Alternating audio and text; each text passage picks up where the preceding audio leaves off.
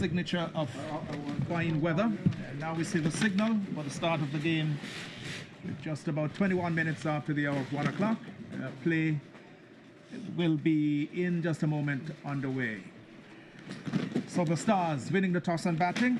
The openers being Williams and Cyril. Giovanni Gums is the opening bowler, right arm, medium pace, and he'll be bowling his first deliveries up. This one is on the line of the leg stump, coming in to the batsman, outside the line of the off stump, I should say, really. And clearly some inward movement. And we are happy today, those of us in the commentators chair, happy today that we're almost directly behind the umpire, right behind the bowler's arm, so we have a better sighting of any movement here, there, or anywhere. So we're very happy to the organizers for repositioning the commentary box so we can have a better view. Here is Giovanni Gums in outside the off stump, pushed quietly back up along the pitch. 2 deliveries bowled so far, and there is no run. So repeat for you, there's a slip, there's a third man, there's a man at point, there's a cover, extra cover, mid-on, a square leg and a long leg. That's the field for the right arm medium pacer Giovanni Gums, bowling from this commentary box then. The first of 20 overs in this Anguilla Premier League T20 competition. Gums goes away from us. Bowls a full toss, turned into the onside. That one really dipping as it came to the right-handed batsman. And he just managed to get it on the lower portion of the bat. Didn't really make use of that delivery, but it was a looping sort of a delivery, perhaps moving with the breeze as well. So the foreign Stars winning the toss and batting. 4 deliveries so far, no run added. This one is driven out to the man at mid-on, quite crisply, quite powerfully, with the bottom hand coming into play and dragging it from outside off into the onside. But it traveled very quickly to the man at mid-on, and there is no run. So the Beamerz looking for a win here today, and certainly the Stars too will also have that in mind. There's a lot to play for in this competition, quite apart from bragging rights. So Giovanni Gums goes in now and bowls this one outside the line of the off. Somebody's driven, and the first run comes off the bat. The man at mid-off, that's Shaka hard through himself and just lost it. Just seemed to have maybe just taken a knock on his hip. He's rubbing it. He dived away at mid-off and couldn't stop it. And in fact, they're getting some extra run through some really sloppy cricket here. There he was playing the ball up to mid-off. And in fact, we are still confused as to how many runs. 4 runs conceded. All right, so 4 runs. So 4 for no loss, foreign Stars. So coming in to replace me after my opening stint will be John Millington. And we also have Tony Fleming here as well with Theodore Samuel. So 4 without loss, and we're in the course of the first over. Being bowled from the commentary box end. Giovanni Gums is the bowler. Right arm, medium fast. He goes in right arm over the wicket outside the line of the off stump, keeping low. So it goes to the keeper. It's the end of the first over, Samuel Theodore. At the end of it, the foreign Stars winning the toss and batting here against the Beamerz today. They are 4 for no loss. Yes, it was a very good over by Beamerz, but there was a sloppy fielding, sloppy piece of cricket which conceded 4 runs when there should be only 3. I wonder if the extra run will be too much for them, because runs on the board, as I have already said, is runs on the board. And that's what it is, runs on the board, runs on the board. Certainly in some international cricket been played, England were 120 out for 2, needing 297 to beat New Zealand and make it a clean sweep.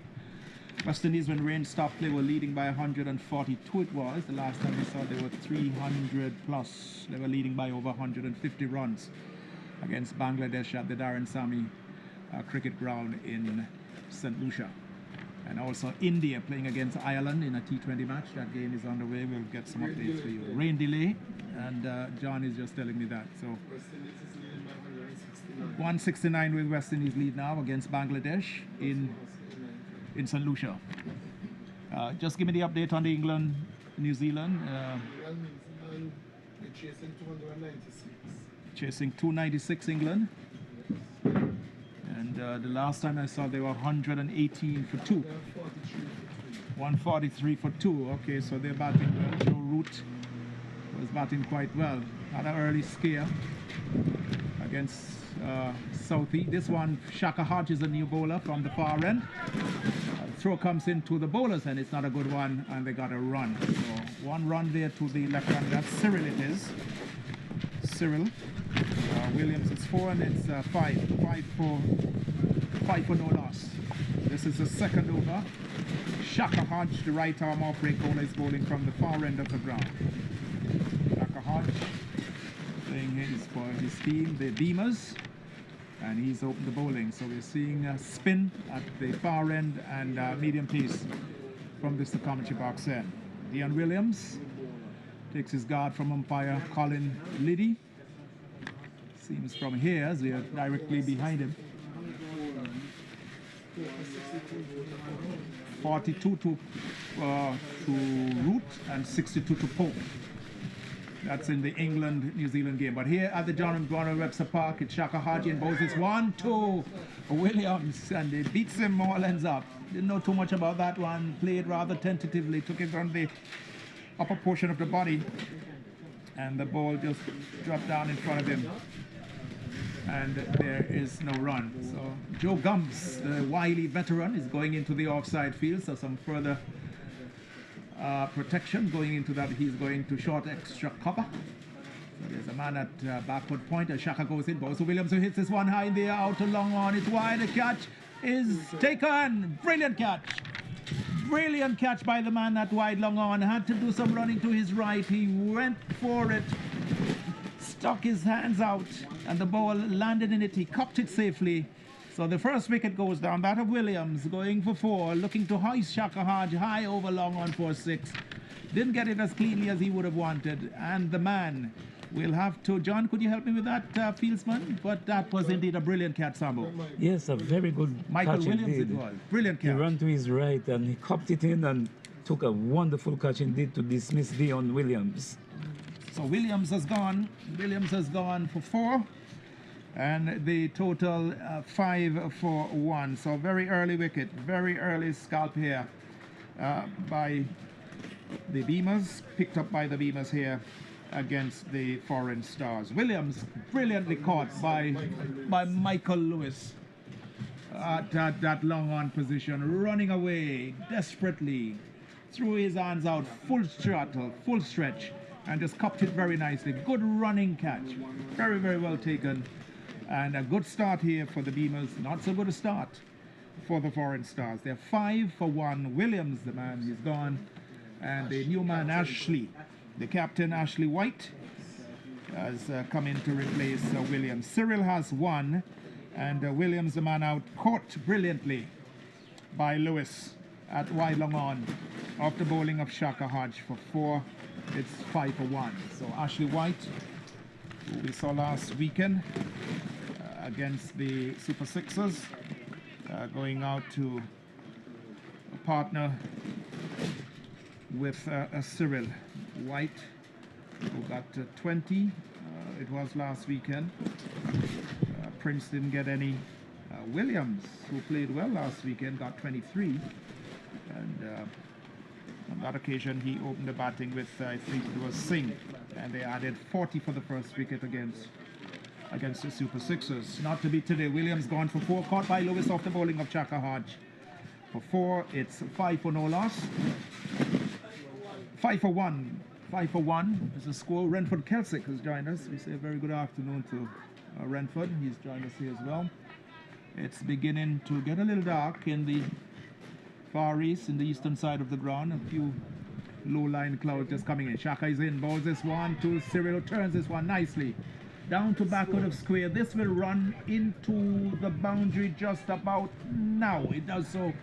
It's the boundary marker. 4 runs to Cyril, just turning that one nicely, swinging across the line, swinging against the grain of the off spinner, but had plenty of baton to it. No chance whatsoever. Struck it all along the ground, down to backward of square. The man from square leg, backward square, could not get it, and it went away for 4 runs. So Cyril goes with that boundary to 5, and it's now 9 for 1. The man out, Williams, of the bowling of Shaka Hodge. Hodge going around the wicket now to the left-handed. Cyril comes onto the front foot, an appeal, but hitting, in fact, we are seeing a wide signal by umpire Liddy. So it's 10 for 1. Shaka goes in, loops his one up, and this one is he's bowled all over the place. Comprehensively bowled, going to hoist it. Shaka Hodge somewhere over the top of the side screen on the far end. Missed it completely, and the stumps were greatly disturbed here. So another blow going down here. Cyril comprehensively bowled by Shaka Hodge, picking up 2 wickets in the second over. The Superstars are in trouble. They're 10 for 2, Sambo. Yes, they are in trouble at this time. He threw everything at that ball, trying to make contact over the side screen. But it was a beautiful ball by Shaka, which swung back and took the center stump. So 10 for 2. Cyril comprehensively beaten and bowled by Shaka Hodge. And also in that same over, he claimed the scalp of Williams, who was brilliantly caught at wide line by Lewis off the bowling of Shaka Hodge for 4. So 10 it is. So Shiv is going out. Ashley. Shiv is going out as the wind has certainly picked up quite considerably here. Conditions have changed very, very rapidly, Sambo. Yes. It's really gusting. There's a very stiff breeze blowing across. I could see the umpires are having some problems with the bails. The bails have flowed off a couple of times. Umpire Hughes coming in from square leg to do the repair work. So very stiff breeze has picked up out of the east here, causing us some little difficulty. Everyone just trying to keep their papers down. 10 for 2, and we are still in the second over. The over was not completed. So the new man is Shiv, and with him, Captain Ashley White. So Cyril bowled by Hodge for 5, and Williams caught by Lewis at long on of the bowling of Shaka Hodge for 4. Here is Shaka Hodge now. In bowls this one to Ashley White. Tucks it into the onside field. The man from long on, that's Lewis, comes in. And White is off the mark immediately. Benjamin. It is. And it's the end of the second over. At the end of the second over, the Foreign Stars winning the toss and batting here against the Beamerz today, 11 for 2. Well, it was a wonderful over by Shaka Hodge, in which he took 2 wickets in his first over. He's making very light work of the Foreign Stars. Yes, so Shiv has replaced Cyril, and he is there with the captain of the Foreign Stars, Ashley White. Just saw they had a little mid-pitch chat. Ashley White, a lot will depend on him here today. This pair at the middle now, they will have to do a lot of repair work for the Foreign Stars. 11 for 2 after 2 overs, both wickets going to Shaka Hodge. Williams for 4 and Cyril for 5. White is 1, Shiv is yet to score. Here is the Giovanni Gums. He goes in, bowls this one outside the line of the Arsenal. This one is staying down to back of the point. Man coming towards some back of the point, can't get it. The man from third man has some running to do to his right. The second run, so comes in, and I think he's gone. I think he is gone. The finger of umpire Liddy goes up, and he is gone. An unnecessary run. Shiv is out without scoring. He run out looking for a second run. They had taken the first run. They stopped, they looked up, and they weren't moving. Then all of a sudden they started moving again, but it was much too late. The truck came in, it was a good one. The stumps the bails were taken off, and umpire Liddy, all he had to do was just raise his fingers, because even from here where we are at the northern end of the ground, we saw that clearly he was short of his ground. So Shiv goes without scoring. It's 11 for, it's 12, it is for 3. Well, he committed suicide by trying to take the extra run. He should just have settled for the first run, but they looked up, stopped, and started running again. So the Foreign Stars are in trouble at 12 for 3. 12. So it's 12 for 3. So Shiv goes for 2. Ashley White has won. And who's the new man going out there? Olivier. No, that's Monix. Monix is going out. Shiva's gone for 2 by the run-out route. He must be really, really unhappy. Very, very mad he should be. So Monix going out, and the Foreign Stars in all sorts of trouble here this afternoon. Not really getting it together. We're still in the course of over number 3. Still in the course of the 3rd over. Giovanni Gums is with the ball. He's bowling from this the commentary box end. And he has just a solitary slip, a 3rd man, a backward point, a cover, extra cover, mid-off, mid-on, straightish mid-wicket, and there's a man down on the long leg boundary. So 2 wickets for Shaka Hart, and the other, a moment ago, Shiv going by the run-out route. A run that never was on after they had decided to stop after the first run. It's 12 it is. The score is 12 for 3. Williams gone for 4 and Cyril for 5. Ashley White, the skipper, has 1. He's there now with Monix. At the end of this over, John Millington will come in for his first stint.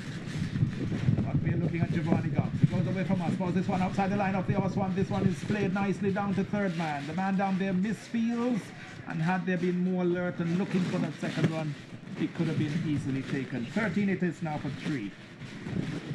That one was short outside the line of the Ulster, and he just got on top of it and steered it nicely, using the pace of the delivery down to 3rd man.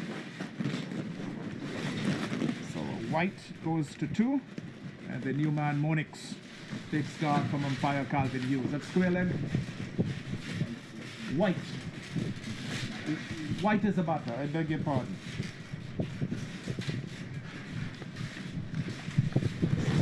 White, 3, as this one is outside the line of the leg stump. Turned, swung down to back of the square. Long run for the man down there, but he can't stop it. It goes across the boundary. Does 4 runs. So 4 more runs to Ashley White. That one was short, ill-directed, going down the onside, and Ashley White just really helped it away. 17 the score is now, 17 for 3. And Ashley White with that boundary goes to off the mark. In fact, Ashley has gotten off the mark. I was misleading you all along. So White is actually off the mark. He's 4. Thought he had scored before, really. Thought he had got some runs on the board. It's 17 though, the score, and we're still in over number 3. Let's look at Giovanni Gums again. As he goes in, bows this one outside the line of the leg stump. This one is swung high over the square leg boundary for 6. Short delivery, got the treatment it deserved. It was slow, it was there to be struck, and the big man, Ashley White, opening his shoulders. He's a big hitter of the ball, and just hoisted over deep square leg. Right over the boundary it went, sailing merrily on its way for 6. So Ashley White rushes on to 10.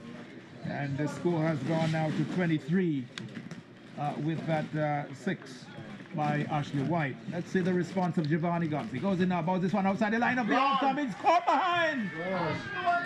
He's gone, caught behind, outside the line of the off-stump, looking to smash that to the offside field. The outer edge was taken, and it veered away to the right of the keeper, and the keeper did well, got his gloves to it, and gleefully threw the ball in the air. So Ashley White, a big scout, is gone after hoisting the previous delivery for 6, going at that one outside the line of the off stump. It was well wide of the off stump, looking to smash it through the offside field. The outer edge was found, and the keeper behind made no mistake. It's 23 for 4, Sambo. Yes, they are in further trouble at 23. To lose Ashley at this time is disaster for the Foreign Stars. The previous ball before, he played a very good stroke for 6, and he decided to try it again, and it brought his demise. 23 for 4, the Foreign Stars. 23 for 4 in all sorts of trouble here against the Beamerz. In the 3rd over, Shaka Hodge picking up 2 wickets in his first over, and now Giovanni Gums in his 2nd over, getting the valuable and most important scout of the captain of the Foreign Stars. Caught brilliantly at the wicket. It was a very, very thin outside edge, and it flew very quickly to the keeper's right, and the keeper did very well indeed. Got both gloves to it, made no mistake, clutched it in, and Ashley White walks back to the pavilion. The new man going out Olivier. is Desmond Olivier. So we have Olivier and Monix out in the middle, and we are still in the course of over number 3. So 23 for 4, and the foreign stars really up against it here this afternoon.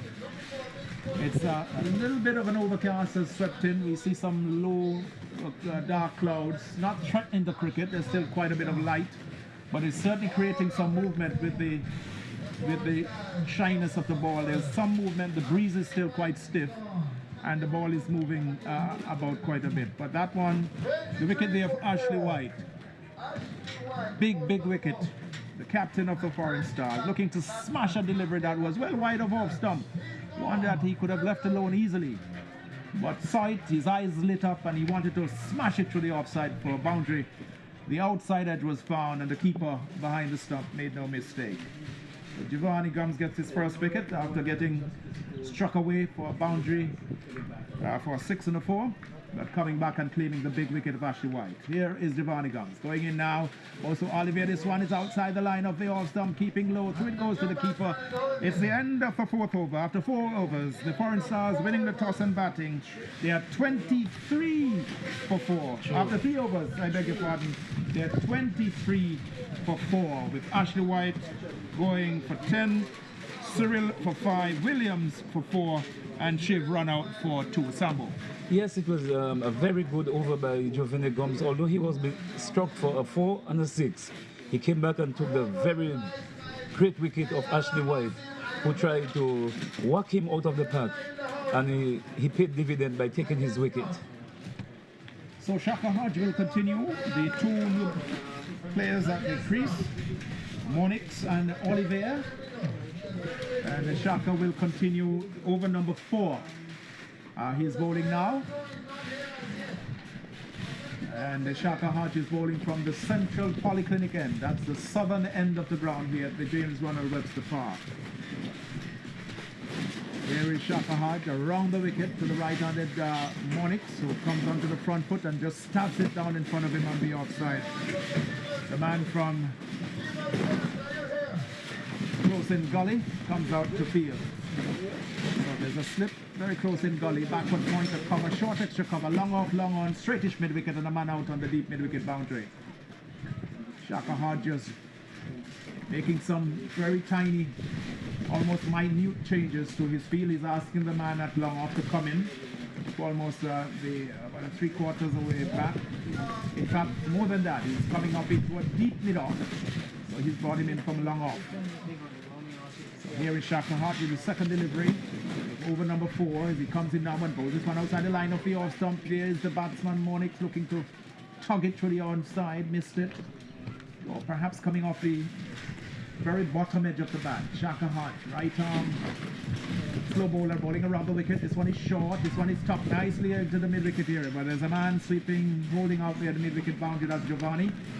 Sends the throw into Shaka Hodge. Doesn't collect it cleanly, but another run there goes into the book for Monix. And the 24th run of the innings. 24 for 4. Foreign stars after winning the toss and deciding they'll bat first here today. So Olivier looks up and sees Shaka Hodge. It comes in, bows to Olivier. Alvin goes back, looking to swing this into the onside, takes it on the pad. The keeper runs from behind. Burton is the keeper. Very short, dapper figure. Took a brilliant catch last over to dismiss Ashley White, the captain of the foreign stars. Here is Shaka Hodge once more from the far end. He's in, bowls this one to Olivier, comes off the bat perhaps, goes past over the head of the keeper. The one that first slipped, went after it, and in fact there's no signal from the umpire, so he got a nick. He did in fact got bat onto that one. Olivier gets off the mark. It's 25 for 4, and we're in the course of over number 4 of 20 for the foreign stars. Shaka Hodge it is again. Right arm around the wicket, bowls this one on the line of the leg stump. He appears. Umpire Liddy is unmoved. That one clearly pitching outside leg. And the end of a very quick over, Sambo. So at the end of that very quick over by Shaka Hodge, he's got 2 wickets under his belt. Giovanni Gums has 1. 4 overs completed for the Foreign Stars, winning the toss and batting. They are in trouble at 25 for 4. Further comments from you, Theodore, Samuel Theodore, and then it will be John Millington.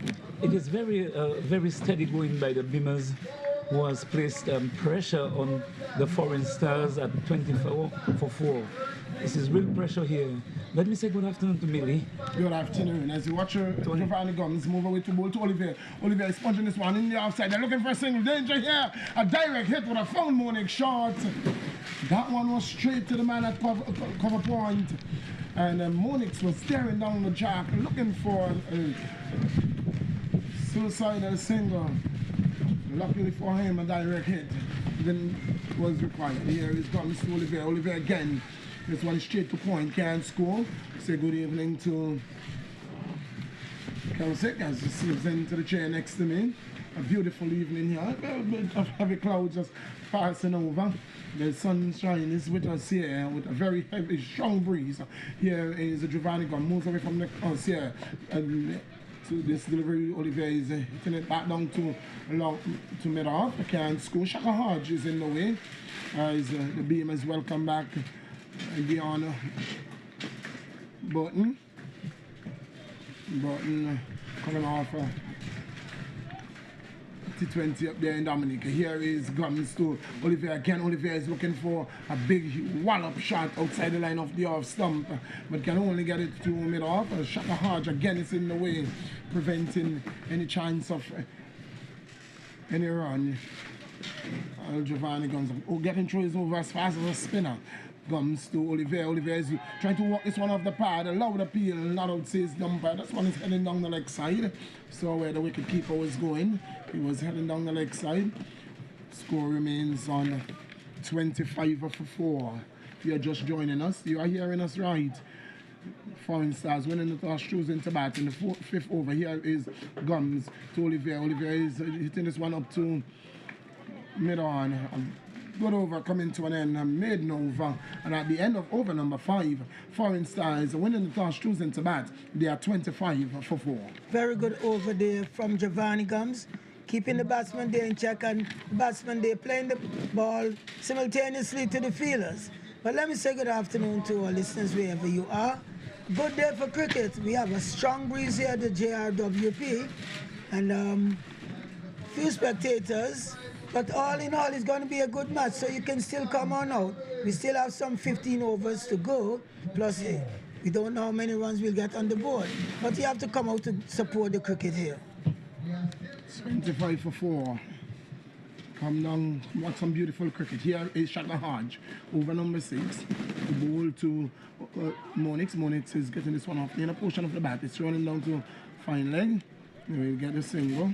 Monix move on to 3, and the total up to 26. 26 for 4. In the course of over number 6, the final over of the power play. Pressure is on the Foreign Stars. Olivier taps away, waits for Shaka Hodge. When Shaka Hodge gets there, he's getting one that is hitting down to mid-wicket. He's going to be out. He's going to be out. Giovanni Gums takes a simple catching practice. And Olivier goes caught on the mid-wicket boundary of the bowling of Shaka Hodge. Picks up wicket number 5 and his 3rd wicket, and the Foreign Star sinks in deeper trouble. Johnny, if you observe Giovanni just now, he just waited with his cups open for that ball to drop right inside, back catching practice, as you said. The only movement Giovanni Gums had to make was to open his hands. Not a thing else, open his hands, and the ball fell right in those cups. And Olivier goes with an innings where your team is on the rope. It would have been ill-advised. That shot would have been ill-advised at this time. He should have looked to consolidate and bat deep in the innings. I could understand that shot coming in the 16th or 17th over when you would have laid a foundation, not in the 6th over. And the Foreign Stars suffer further setback. Further setback, yes. And even though the captain too, because the captain had 2 deliveries with 10 runs, and because his eye was wide open to that next delivery from Giovanni, and he went with all he had and took that edge, and the wicketkeeper taking a brilliant catch. But it's a game of cricket. Even if it's 50 runs, it will be on the board. The other side, that bat will have to make them. Well, cricket, lovely cricket. The new batsman is Ashby. He's not going to be on strike. It's going to be Monix who is going to be on strike. Ashby. The new batsman, Beamerz, cock a hoop with their tails up. Here is Shaka Hodge, right arm around the wicket. It's a ball to Monix, Monix is coming forward stylishly. And he's pushing the ball, killing it right in his crease. Button, fields, no resulting, score remains on 26. Here is Shaka Hodge again. It's a ball to Monix, Monix is hitting this one down to mid wicket. The Giovanni Gums is in its way. And he gets it on the bounce. Sends the return to Hodge. Monix moves on by 1 to 4, and the total moves on to 27. Brings Ashby, new batsman on strike. Tyrone Ashby taps away. The Jets wait for Hodge. Tyrone is forward and kills it. Oh, that's a good looking stroke. He said, I'm going to play responsible. If the past batsman didn't, I'm going to show you how it is being done, Shaka. Hodge again to bowl to Ashby. Past umpire, bowl to Ashby. Ashby's coming forward again. This one is running past slip, going down to short third. They're going to get one. Ashby is off the mark, and the total 1 to 28 at the end of over number 6. That's the end of the power play. And at the end of the power play, it is 28. The Foreign Stars winning the toss, choosing to bat 28 for 5. Yes, another good over there from Shaka Hodge, forcing the batsman to come forward. And as we saw Ashby there, showing the other batsmen that were out what he should have been doing. You have to be aggressive, plus also you have to be defensive. And we have now come to the end of the power play. So now the field will be able to spread, and it's going to be more difficult now for them to score, John. Well, for me, I will not ask another man to go out. I would be pressuring, and exactly what we are seeing here. Final third man, they are out, and that's it. So if you want runs, you take the risk. Your backs are on the rope, not ours, so you will have to take the risk. Take the risk, that's correct. It's going to be Giovanni Gums, his final over. Bowling straight through. Over number 7 to be bowled to Ashby at the Central Polyclinic. And here is Giovanni Gums, moves away from us here to bowl to Ashby. Ashby's coming forward and pushes up to extra cover. The man feeling is Gums. Joe Gums feeling in the cover region. Can't score. Here is Gums again. Moves away to bowl to Ashby. Outside the line of the off stump is run this one. Is splitting it, looking to gap it between cover point and the man at backward point. Was unable to. Score remains on 28. Here is the Giovanni Gums again to bowl to Ashby. Ashby is coming forward, getting this one off the outer part. This could be trouble. And Michael Lewis didn't pick it up cleanly. Monix could have been in trouble. He's not the fastest. No, he suffered an accident, and so that leg of his is not what it used to be. Luckily for him, he got home. So Ashby is on to 2. Brings Monix, who is on 4, on to strike. It's 29 for 5. 29 for 5. Here is Giovanni Gums to bowl to Monix outside the line of the off stump. A wide call and signal by the umpire. That one was wide. A big slash at that one.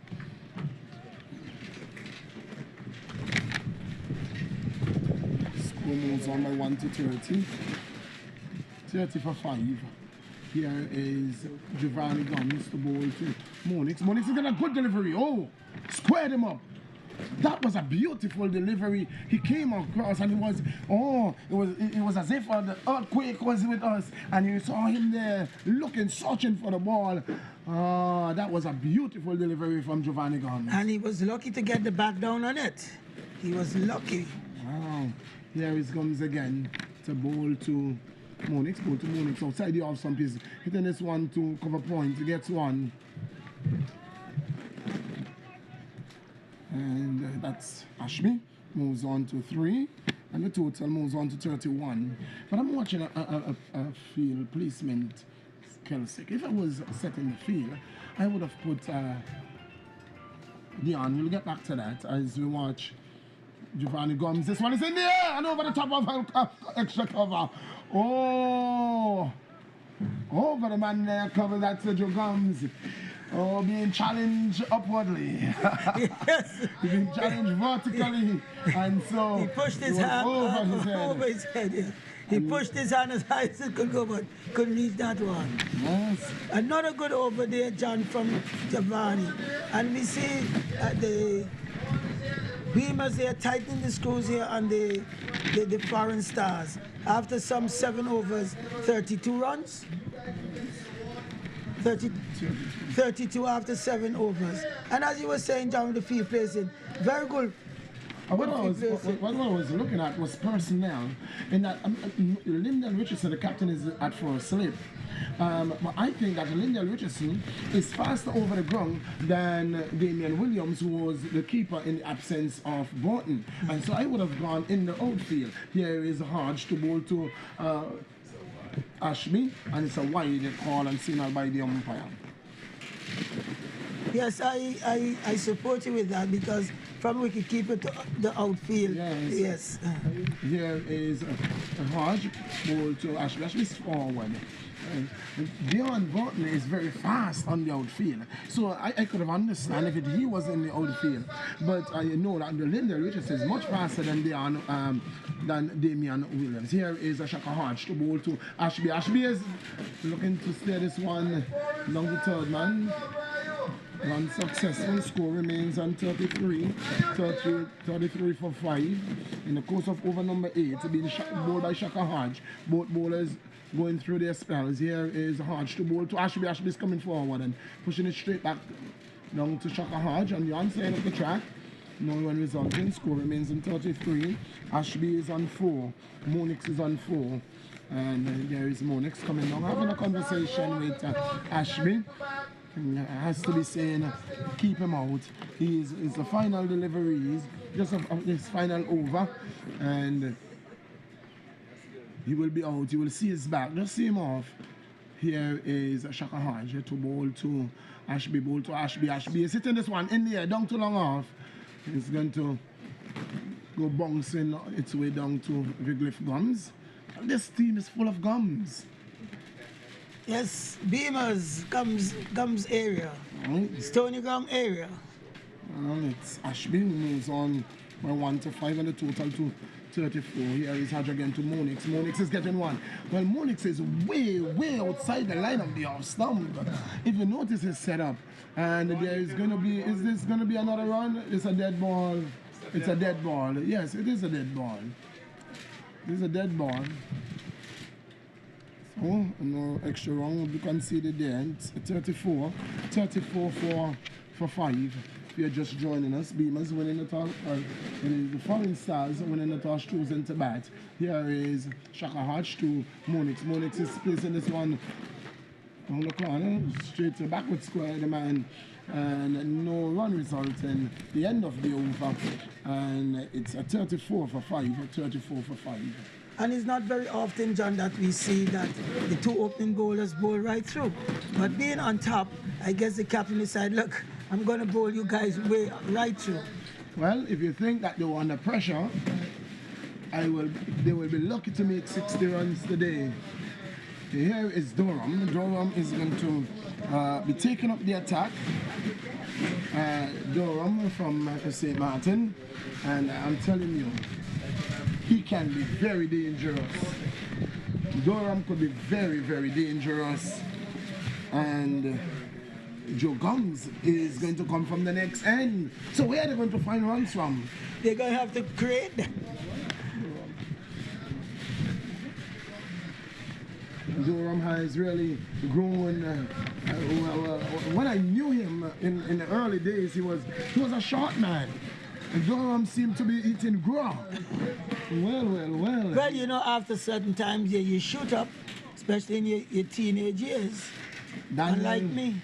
Daniel Durham, well, you need some height. You need to ask Durham what he did. A very tall man, maybe about 6 feet. Yes, about 6 feet, yes. 6'2". Yes. Durham, left arm wrong the wickets. He's going to come to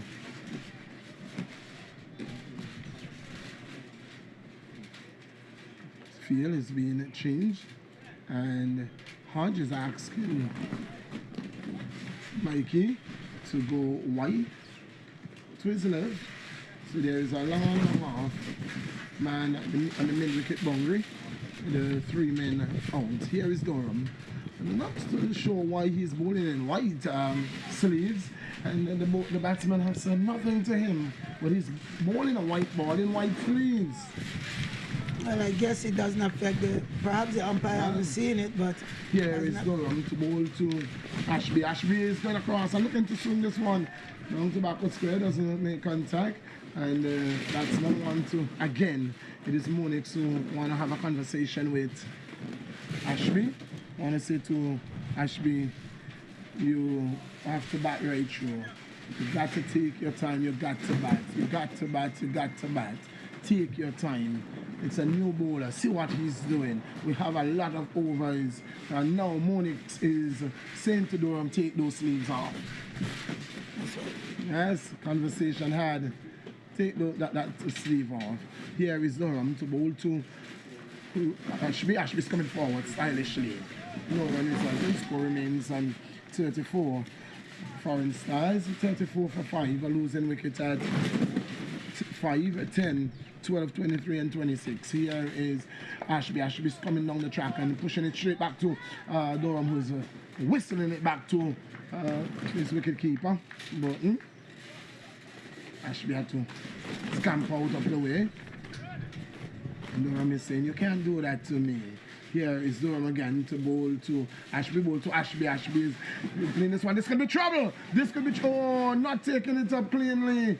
It was Gookeran. And fortunate, therefore, very fortunate for Monix that Gookeran didn't take it up cleanly. He was stranded.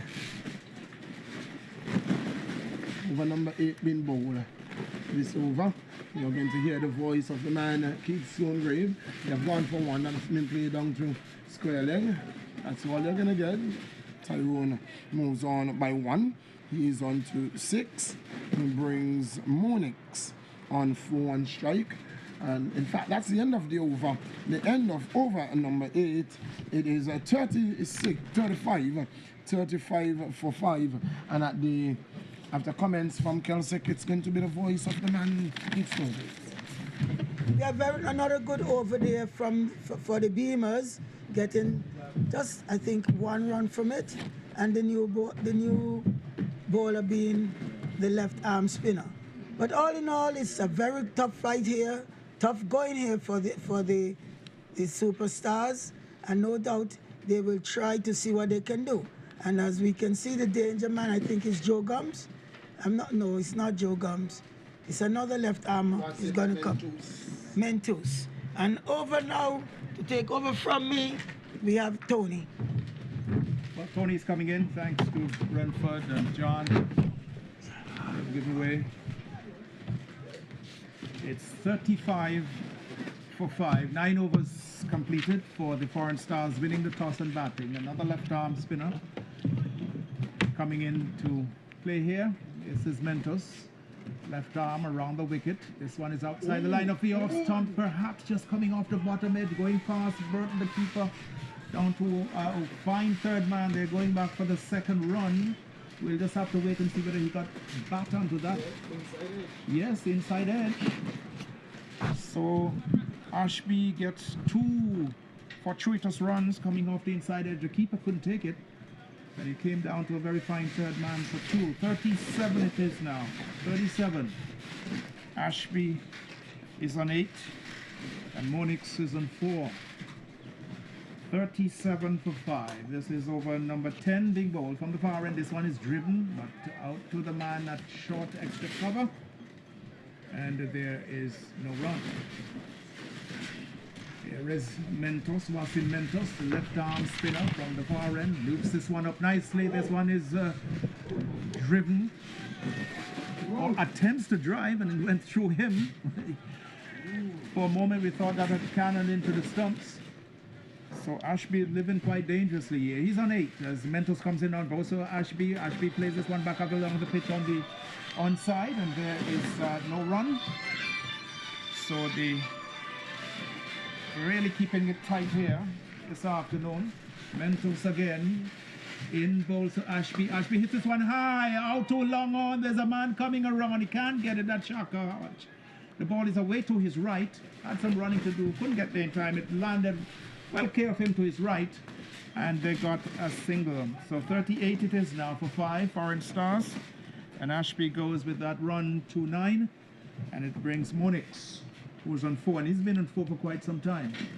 He looks up and sees Wasim Mentos as he comes in now, goes to Monix, who comes defensively forward, pushes the ball into the offside field. It's the end of the over. We've reached the halfway mark, and after 10 overs completed, Tony Fleming, the Foreign Stars win the toss and batting 38 for the loss of 5 wickets. Thank you, Keith. Good afternoon to all our viewers, our listeners. And the Foreign Stars certainly in a spot of bother here. We've reached the halfway stage, and at the moment they're still just scoring just 3.8 runs and over, and certainly have got work to do here if they really are to mount a total that can challenge the Beamerz. If they continue in this vein, we will certainly be out of here in quick time, Keith. They have really found the bowling quite difficult to deal with. They have not applied themselves as well as they should be in this encounter. After winning the toss and choosing to bat, they have not done themselves justice at all. And I think you've summed it up very aptly and correctly, Tony. They have been in all sorts of trouble from the start, losing early wickets, and the slide has continued with Shaka Hodge picking up a couple, Giovanni picking up a wicket as well, and it's been really tough going here for the Foreign Stars winning the toss. 3 wickets going to Shaka Hodge, 1 to Giovanni, and we had a run out of Shiv going by the run out route looking for a second run, but that was not to be. Monix has come in, and Monix, because of a leg injury suffered as a result of an accident, he's not as mobile, but he seems to have a good head. And Ashby is playing well, but they would certainly need to do a lot if they have to turn things around. 38 for 5 after 10 overs, certainly up against it, as Tony indicated to you. Not missing any cricket because the players are getting, and the umpires are getting some refreshments. It's a very hot afternoon. We saw a little bit of a low cloud earlier, when it got a little dark and it was slightly overcast, but all those dark clouds have moved away. We've continued to have this very strong and persistent breeze from the northeast that's just pushed all of those away, those low clouds. So ground is again bathed in sunshine. It's nice and bright and sunny, Keith. Very nice and sunny, and quite refreshing. The breeze is quite refreshing to us here in the bar. So the Beamers are quite eager. You see them getting their refreshments very quickly, and they want to get this game going again. They are in the ascendancy, 38 for 5 Foreign Stars, winning the toss and batting, losing the very important wickets of Ashley White, Williams, Cyril, Shiv, and Oliveira. 5 players who are back in the shed, back in the players area. And it's left now to Tyrone Ashby and Monix, and the other batters left to come to get them out of this rut. Daniel Doram, the left-arm spinner, so 2 left-arm spinners operating, one at the far end in Mentos, who bowled his first over, and now we are seeing the second to be bowled by Daniel Doram from the commentary box. And Doram, very tall left-arm spinner, certainly I would reckon, Tony, 6+. Yes. Yeah, yes, very good, tall, yeah. very tall and well built, Yes. broad shoulders, very powerful legs. Bowling in his cap. He's bowling from the northern or commentary box end. The Stars, Foreign Stars, 38 for 5. 10 overs completed, and we are about to see the start of over number 11. It's a 20-over-side contest in the Anguilla Premier League T20 competition. So here is Durham bowling around the wicket, left arm, outside the line of the off stump, and Ashby, who's on 9, comes defensively forward, plays the ball into the covers, where it's picked up by the wily veteran, Joe Gums, the evergreen. He's there. As Durham goes in once more, bowls this one outside the line of the off stump, again played into the outside, and again the pattern continues to be the same. It's been Durham to Ashby to Gums, those last 2 deliveries, and that's been the pattern. No run added. 38 for 5, and Durham goes in now and bowls this one slightly faster. This one is turned down to square. Mentos is there, not getting the timing there. It was a shorter, slightly faster delivery, and Ashby looking to get into his wicket and swing it around down to back of the square, and just got it out to Mentos, just backward of the square leg umpire in Liddy. Here is Durham, good delivery. This one is hit in the air, out to mid-wicket. Will this go into the boundary? It's bisecting. Yes, it's gone for 4. Splitting Giovanni Gums at that straightish mid-wicket area, and the man at the wide long on going into the boundary for 4. It's 42 now for the loss of 5. And Tyrone Ashby goes into double figures. He's gone now with that boundary to 13. 42 it is for 5, 13 to Ashby, and Monix has 4. So no change to the field as Durham goes in once more, left arm around the wicket. This one is a good delivery, coming back in with the arm, played into the offside with Joe Gums and short extra cover, and there is no run. So just a solitary slip. There's no third man. There's a man at backward point. There's a cover, extra cover. Mid on, square leg. This one he goes back and looking to force it through the offside field, and Joe Gums, who's been kept quite busy, comes in and fields. It's the end of over number 11. 11 overs completed. Foreign Stars winning the toss here today against the Beamerz in batting. They are 42 for the loss of 5 wickets. Foreign Stars 42 for 5, coming back from the water break, and the nice and tight bowling continued there.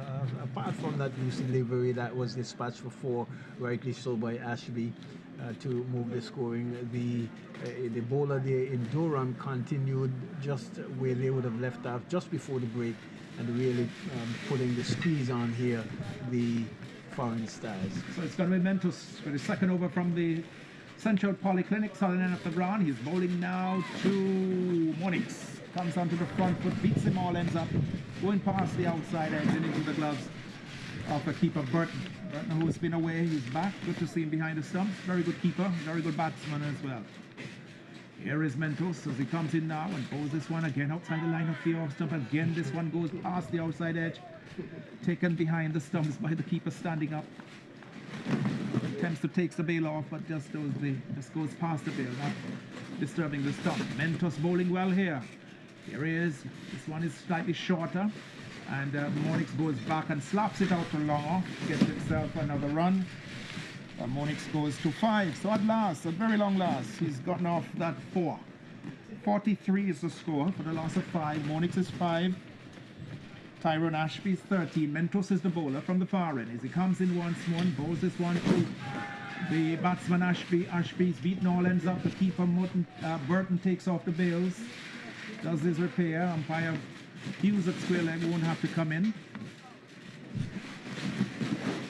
Burton just taking off the bails, but Ashby was grounded. 43 for 5 as Wasim Mentos bowls this one up, is driven on the onside. There's a man at long on, that Shaka Hart, who races off the long on boundary, and the single is easily taken. 14 now to Ashby. 44 is the score for 5 in this over number 12 of 20.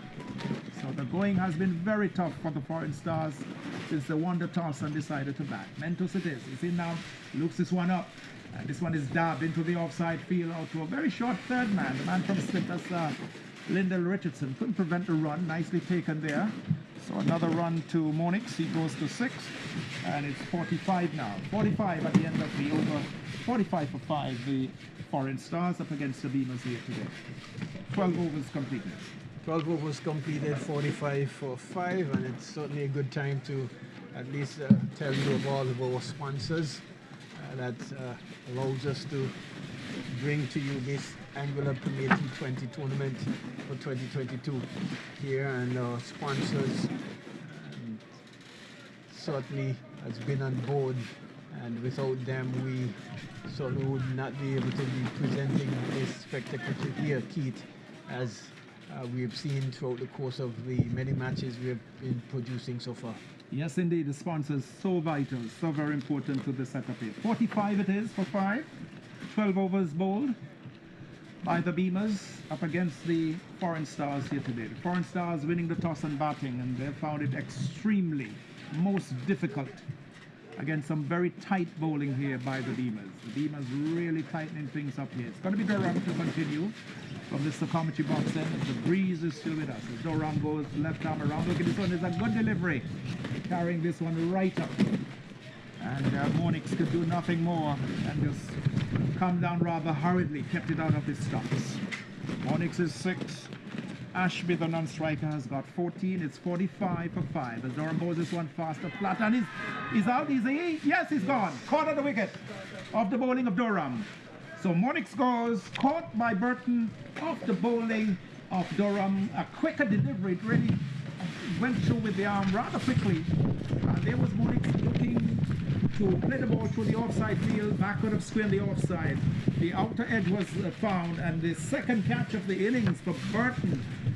So further trouble here for the Foreign Stars. They've lost wicket number 6.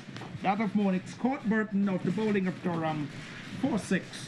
45 for 6 to Superstar, the Foreign Stars, and in deep, deep trouble here against the Beamerz. Certainly deep trouble, and Foreign Stars has not looked themselves as opposed to when they would have started. They were the team who would have started off this tournament. They really started off well, winning the first match that they would have played, but has not really produced, so to speak, according to their start, and they're in certainly some serious trouble here at 45 for 6, with overs running out. And I must say Burton has looked very sharp behind the wicket, apart from that one that took the edge and went for a run. He has really gloved everything, caught very well behind the stump there for the Beamerz, and a welcoming sight for the Beamerz as well going forward. So the new man going out, John? Who's the new batter? Butler. So Butler has gone out to partner Ashby with the demise of Monix. Caught at the wicket brilliantly by Burton, standing up off the left arm spinner Durham for 6. 45 for 6. The Foreign Stars are in deep, deep trouble. Just to bring you up to date with the game, West Indies versus Bangladesh in that test match in St. Lucia. The West Indies scoring 408 in their first innings, 408 all out. And Bangladesh batting a second time at 32 for 2. In the England game, England are 183 for 2 at stumps after day 4, so they will need a further 113 runs if they are to make a clean sweep in that test series against New Zealand. So 130 needed by England with all of tomorrow, saving any bad weather, to get those runs with 8 wickets in the bag, 183 for 2. And in that game, Ireland versus India, Ireland batting in that T20 game after 5 overs. They are 52 for 3. Here at the James Ronald Webster Park, the Foreign Stars are 45 for 6. The new man is Butler. Takes guard from umpire Calvin Hughes. And he'll be facing up to the left arm spinner bowling around the wicket. That's Daniel Durham.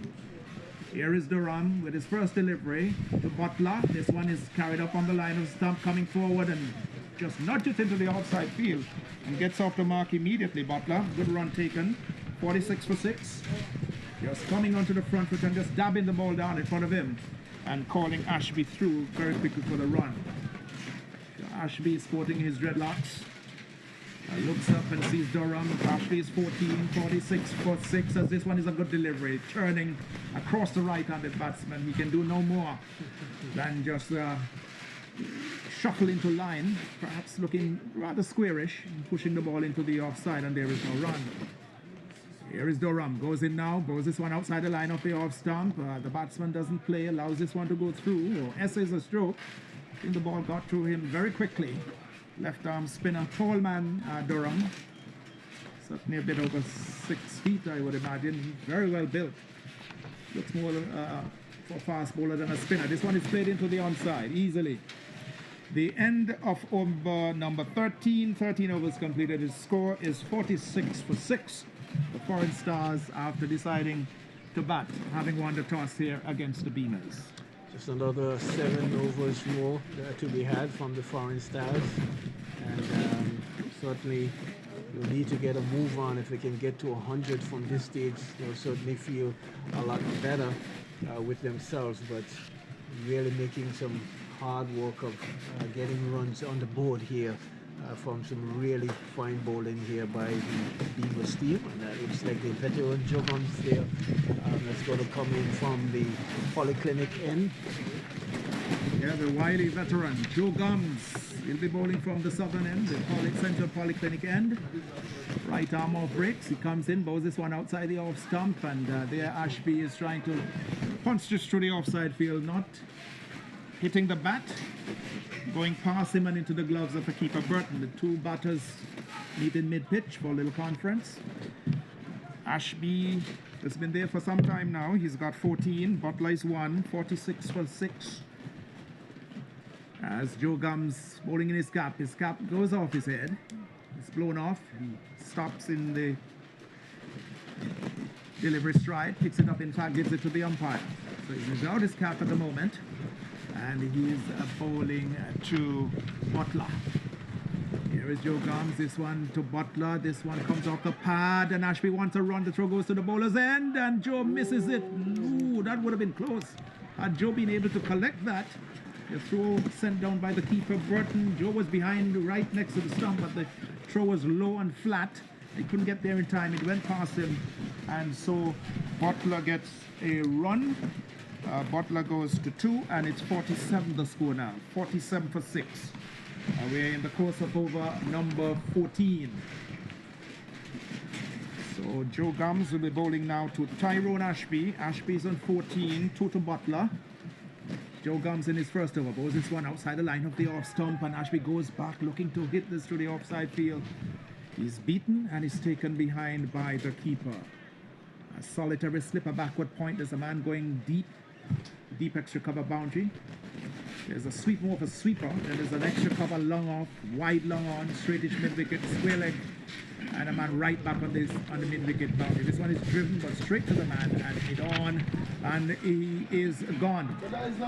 What a mix up here. There we saw a ball struck so easily by Ashby, straight to the man at short mid on. The man was right in on the square. And there we saw Butler taking off for, I don't know where he was going, Tony, because that clearly was never going to be a run. Someone had to be run out, and Butler has gone by the run out route. What a senseless bit of cricket here. No cricket in brain, no cricket head at all by Butler. Clearly that was never going to be a run in any form of cricket. And another wicket goes down, rather unfortunately. 47 for the loss of 7. I cannot even describe this. This is just poor cricket all around. Certainly, it's almost like Butler saying, I just need to get off the square out here. Because nothing is going out here, but some really, really poor cricket. Ashley didn't call. The ball went straight to the fielder there, and it was an easy toss in there to Joe Gums, who would have missed one earlier on, and it was all she wrote for Butler there. Not good at all on the part of the foreign stars, and digging themselves further into a deep hole here that I'm not too sure whether or not they'll be able to get out. In the meantime, our sponsors for this tournament, Jerry Soda, Mara Soda, American University, Aurora Golf Resort Club, Nagico Insurance, Carita, Walgreen, Lynn Homes, Emmy Beach Hotel, Republic Bank, Anguilla, King Ocean, National Caribbean Commercial Bank, Sid and Pete Supermarket, Anguilla Electronics, Safe Cargo, Best Buy Supermarket, Mega Charles 54, who's bringing you the live stream from the park here, Radio Anguilla 95.5, Class FM 92.9.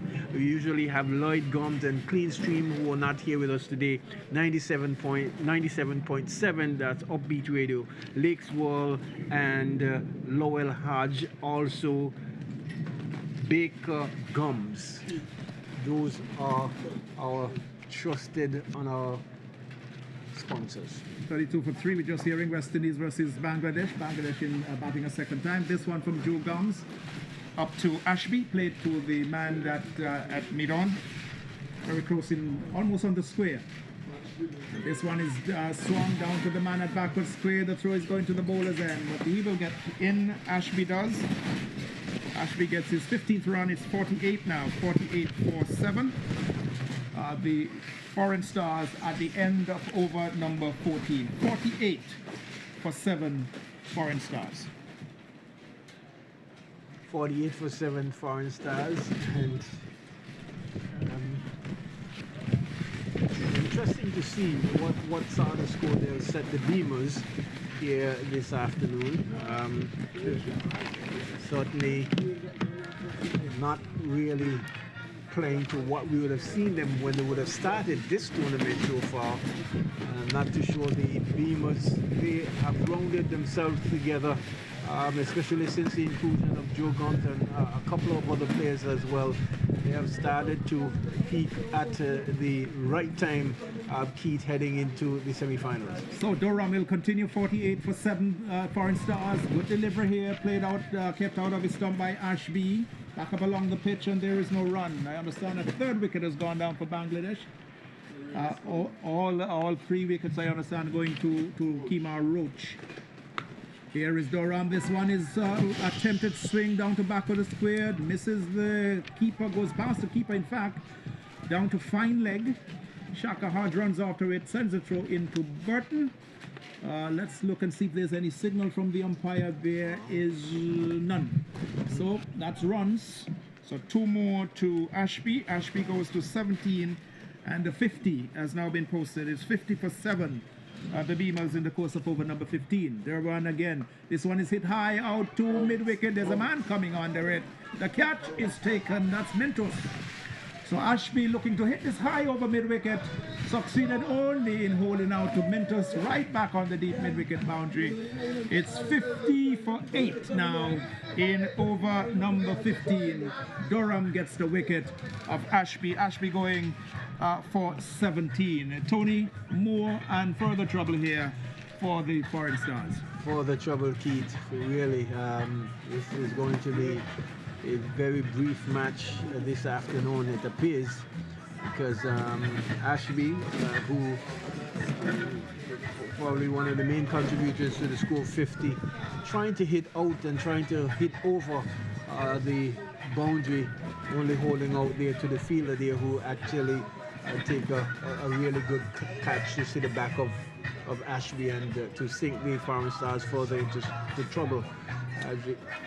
Yeah, so clearly, Tony, the Foreign Stars turned up here today. Certainly not one of their better days. They're certainly off today. To me, they haven't turned up here to play any cricket, any sort of competitive cricket today. This, to me, is just like what we call a corridor cricket match, yes, where players are just... there's no seriousness seems to be being exhibited here today by the Foreign Stars at all. And they're a much better team. We know that. We know they're a much better team, but somehow today they've been all over the place today. But full marks, not to take anything away from the leadership and the performance here of the Beamerz. They have stuck to their plan. They've bowled well, they've fielded well, they've held the catches. Some good ones too. And so they must be credited for doing the job. They've turned up here to play cricket today. Certainly the Foreign Stars, in my view, humble opinion, they have not turned up here to play cricket today. This is something what looks like to me, I can only describe as a corridor match, as they would say. It's really just a fun and game sort of a game. The guys have to take this a lot more serious. 50 for 8, as Durham will bowl to the new batter. We'll get Austin, and he's in fact bowled. He's bowled, clean bowl, comprehensively. A faster, flatter delivery with the left arm, and that one coming in with the arm. That ball that is bowled by most left-arm spinners, just coming in with the arm. That dangerous delivery. He was playing back instead of coming forward, and it just ran through him and went straight into the stumps. So wicket number 9 goes down. Tony, 50 runs for the loss of 9 wickets. Foreign Stars winning the toss and batting here against the Beamerz this afternoon. Certainly, Keith, really some terrible cricket here this afternoon. This is just the Foreign Stars who said, okay, we'll just going through the motion. There's no plan, no thought process in trying to graft them runs out there at all. it's just a whiff and a waft there, and there we see the batter there, just coming in and just heading, going to the wicket there. We are down to the final. Though the Beamerz is like you said, and we take nothing away from the Beamerz because they have really looked the part here this afternoon. They've really bowled well, fielded well, and certainly putting on the screws to a team that is certainly looking disarray here this afternoon. Yep, certainly the Beamerz, they've turned out here to play some cricket this afternoon, but we can't say the same cannot be said of the foreign stars. Something has gone wrong in their camp, and they will need to get back to the drawing board and iron out the kinks that have showed up here today. We know that they're a much better team. We know that. They have some pretty good players. Yes. So it's 50-for-9. We're still in the course of over number 15. Durham picking up a very important scout there. Last man being comprehensively bowled by arm ball. When it came in, he was playing back. Then he should have been coming forward, missed it completely, and the off stump was disturbed. So Roberts is out there to partner Felix, the final pair at the wicket. Roberts takes guard from umpire Calvin Hughes, and now we see the field coming in for the final battle. On a hat-trick is Durham, left arm spinner, round the wicket to the new man Roberts, who drives this one in the air. Someone is coming in. Will the catch be taken? Oh no!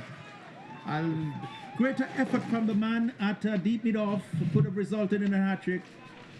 But there we saw Roberts driving the ball. He was in the air for quite some time.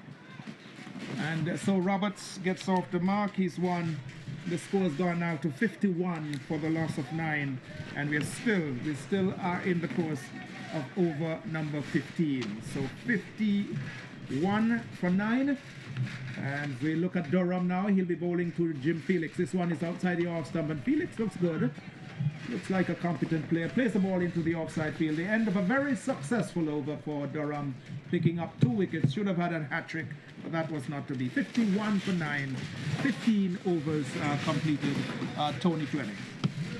Yes, and almost the end of the innings there, and that fielder just maybe stepped in just a little bit. It could have affected that catch, and would have given Durham what would have been a really well taken hat-trick, but not to be. Roberts had other ideas, and he has gotten off the mark, and we'll see whether or not they can battle the remainder of these overs, Keith.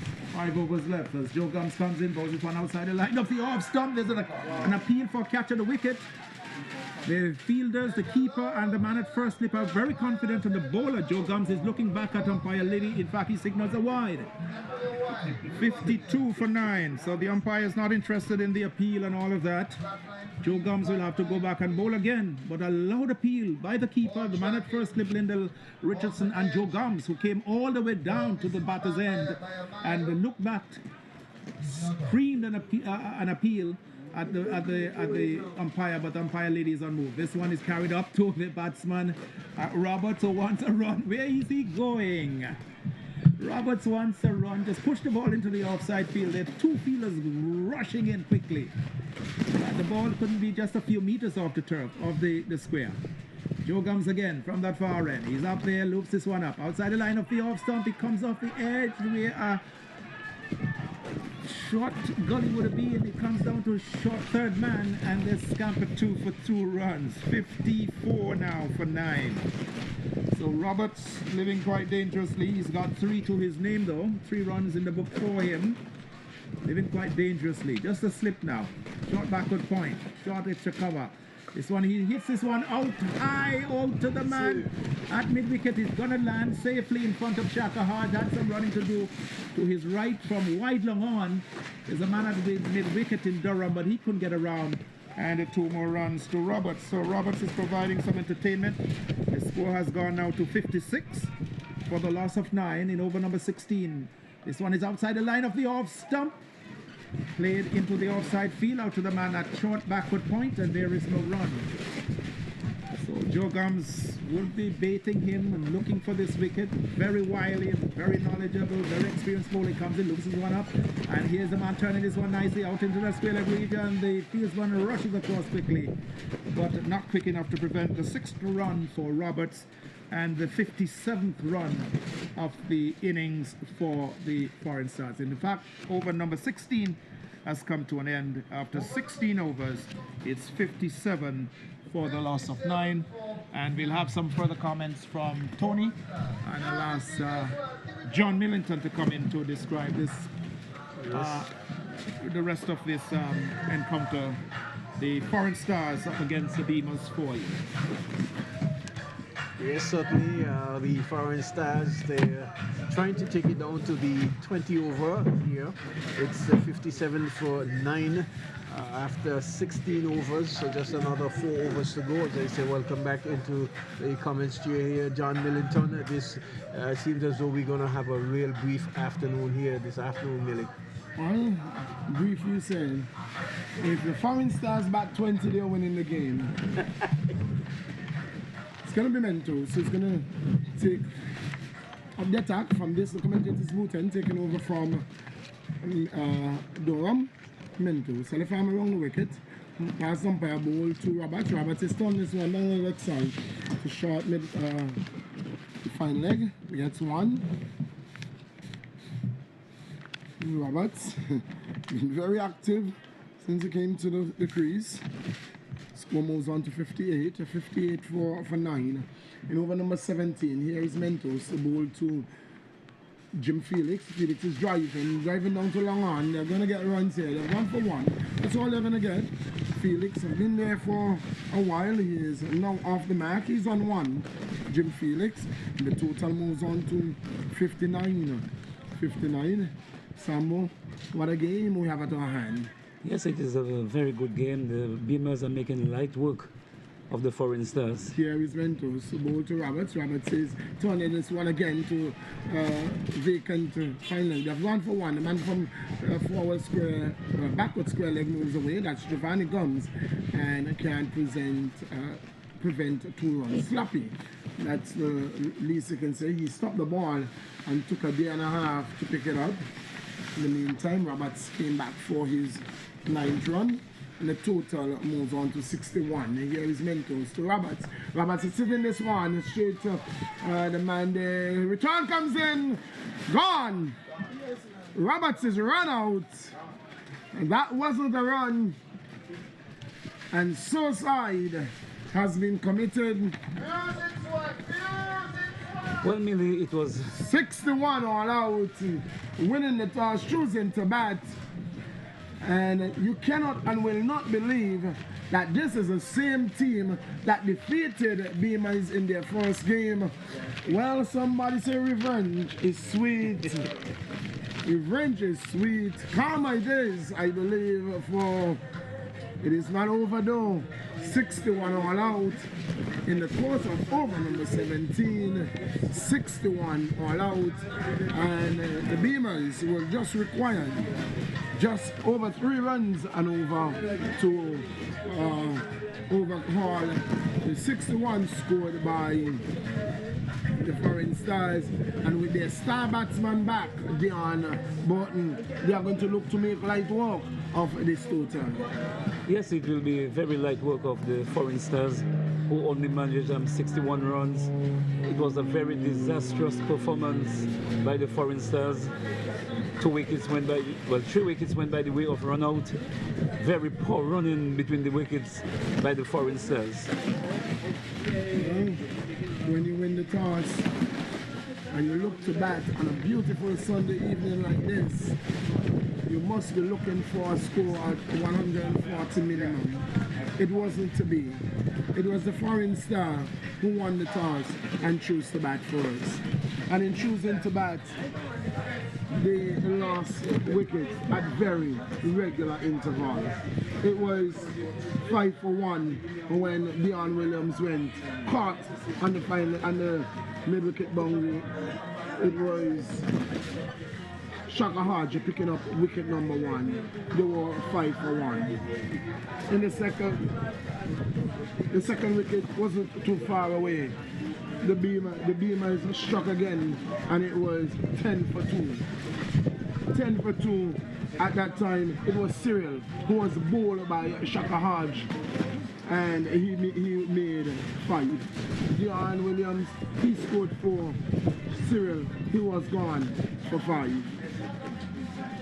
2 runs later, it was Suicide.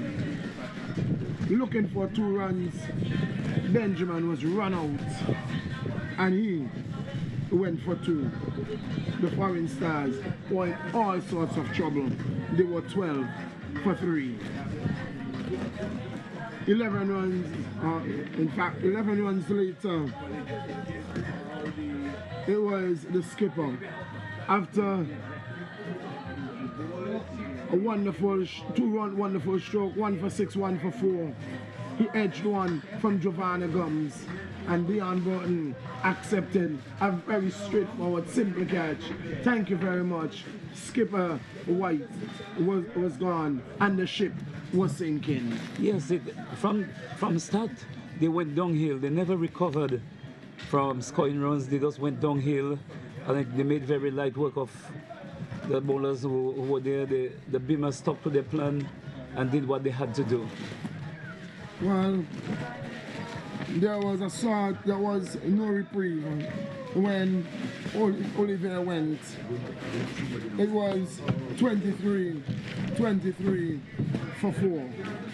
The Beamerz were cock-a-hoop. Their tails were up. We had a very heavy cloud cover, and it seems that's just what was happening for the Foreign Stars. The evening was dim at 26 for 5. Yeah, Millie, they have certainly not applied themselves here this afternoon at all. And it's like you said, it's a stark contrast to the team who would have taken on the Beamerz and really played a good game in their opening match, and you know, was just there and thereabout competing, but this is the worst they have really looked so far for the tournament. 26 for 5, and all seems lost for the Foreign Stars. There was a sort of partnership, a 19-run partnership between Monix and Ashby, but it was Monix.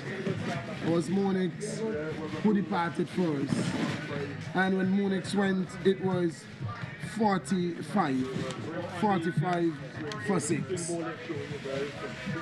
It was soon to be 47 for 7. It was further trouble for the Foreign Stars. They're certainly trying to stem the tide, but not being able to do so, especially from the tight bowling that was coming from either end, from the Beamerz bowlers. The sharp feeling and catching as well really stunned the scoring of the Foreign Stars. They were not able to get the ball off the square at all. Well, it was 50 for 7. It was Butler who committed suicide. Unless they were playing hit must run, there was absolutely no run in that one. The ball was hit straight to the man at short mid wicket, and Butler took off as if it was hit must run. He wasn't even halfway down the track when the run out was effected. It was further trouble for the Foreign Stars. It was Durham who came on from this commentator's booth end, and Durham began to spin his web around the Foreign Stars. Well, it was the man asking. He came and had no answers, absolutely no answers for the man Durham. Yes, and prior to that, it was Ashby who held out on the mid-wicket boundary. He held out to a very straightforward, simple catch to Mentos, who took it, and it was trouble and more trouble. Wicket number 9, Austin Ball by the man himself, Durham. Yes, Millie, Ashby, one of the players who was trying to at least push the scoring on somewhat and trying to contribute as much as possible.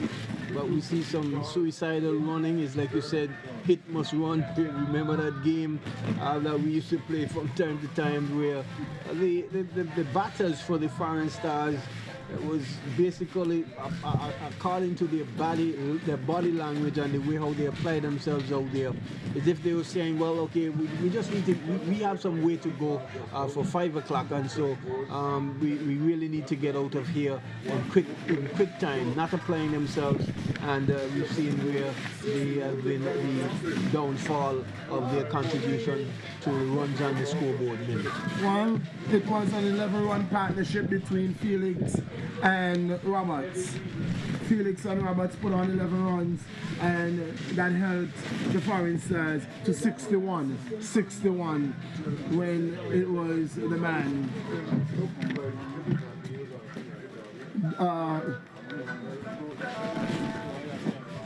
Roberts who went. Again, run out route, final wicket, run out route, Durham gone. Sorry, that was Roberts gone, and the end. Hold on. In the 17th over, 61 all out, and if you have somewhere to go at 4 o'clock, you have that time, because there is no how this game, if this game goes beyond 4 o'clock, Foreign Stars is going to win this game.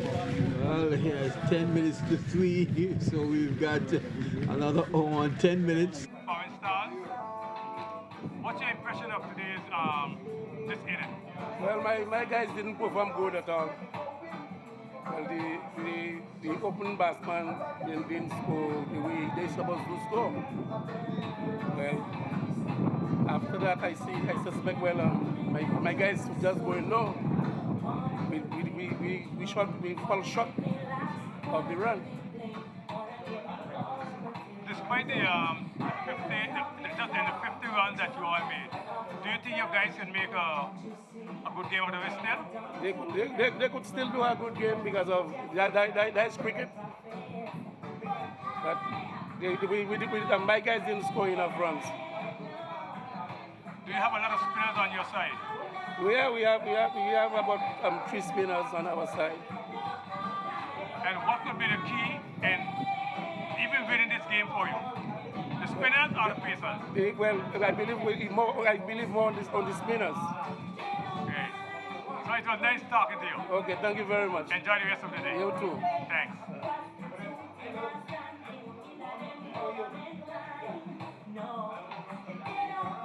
A pretty good tournament so far. Didn't get after the smashing start that we got after last year when we in the inaugural introduction of the APL, but it's just rounding up and rounding out to be a really good competition as the matches unfold, Millie. Well, with the top order of the Beamerz, that poses persons like Dion Burton, Lyndall Richardson, Michael Lewis. They have to send them back. In order to have any chance, you have to send them back very early. These are batsmen who are not going to be at the crease and not scoring. They are free-flowing scoring batsmen. We know Lyndall Richardson is not in the best of form. Nonetheless, he's a no-nonsense batsman. Dion Burton, well, it is one of the times that you will love for him to be batting. He is in the form of his life, and he thinks that anything that touches his bat can turn to goal. It is an opportunity to send him back early, but it is left to be seen. Yes, really, and while we await the preparatory work to be done just before we start of the chase of the Beamerz innings, we would like to take this time to thank our sponsors that has made it possible for us to bring to you this tournament for this 2020. And our sponsors, Jerry Soda, Mara Soda, J Soda, American University of Anguilla, Aurora Resort and Golf Club, Nagico Insurance, Carita Walgren Lindholm, Zeri Beach Hotel, Republic Bank Anguilla, King Ocean, National Caribbean Commercial Bank of Anguilla, Sid and Pete Supermarket, Anguilla Electronics, Safe Cargo, Best Buy Supermarket, Mega Charles 54, who are bringing to you the live pictures that you're seeing on your television, on your phone, on your tablet. Mega Charles 54, and on occasion we will have Clean Stream and live. They are not here with us today. All the other sponsors, Radio Anguilla 95.5, those of you who are listening on the FM band, bringing live broadcasts on the 95.5 FM band, and also 92.9 class FM, as well as 97.7 FM. Those are the radio media that has been so kindly to assist us in broadcasting this and bringing to you live commentary from our James Ronald Webster Spark here. Also, we want to thank Lakes Wall. They will be presenting a substantial amount for man of the match, possibly in the finals.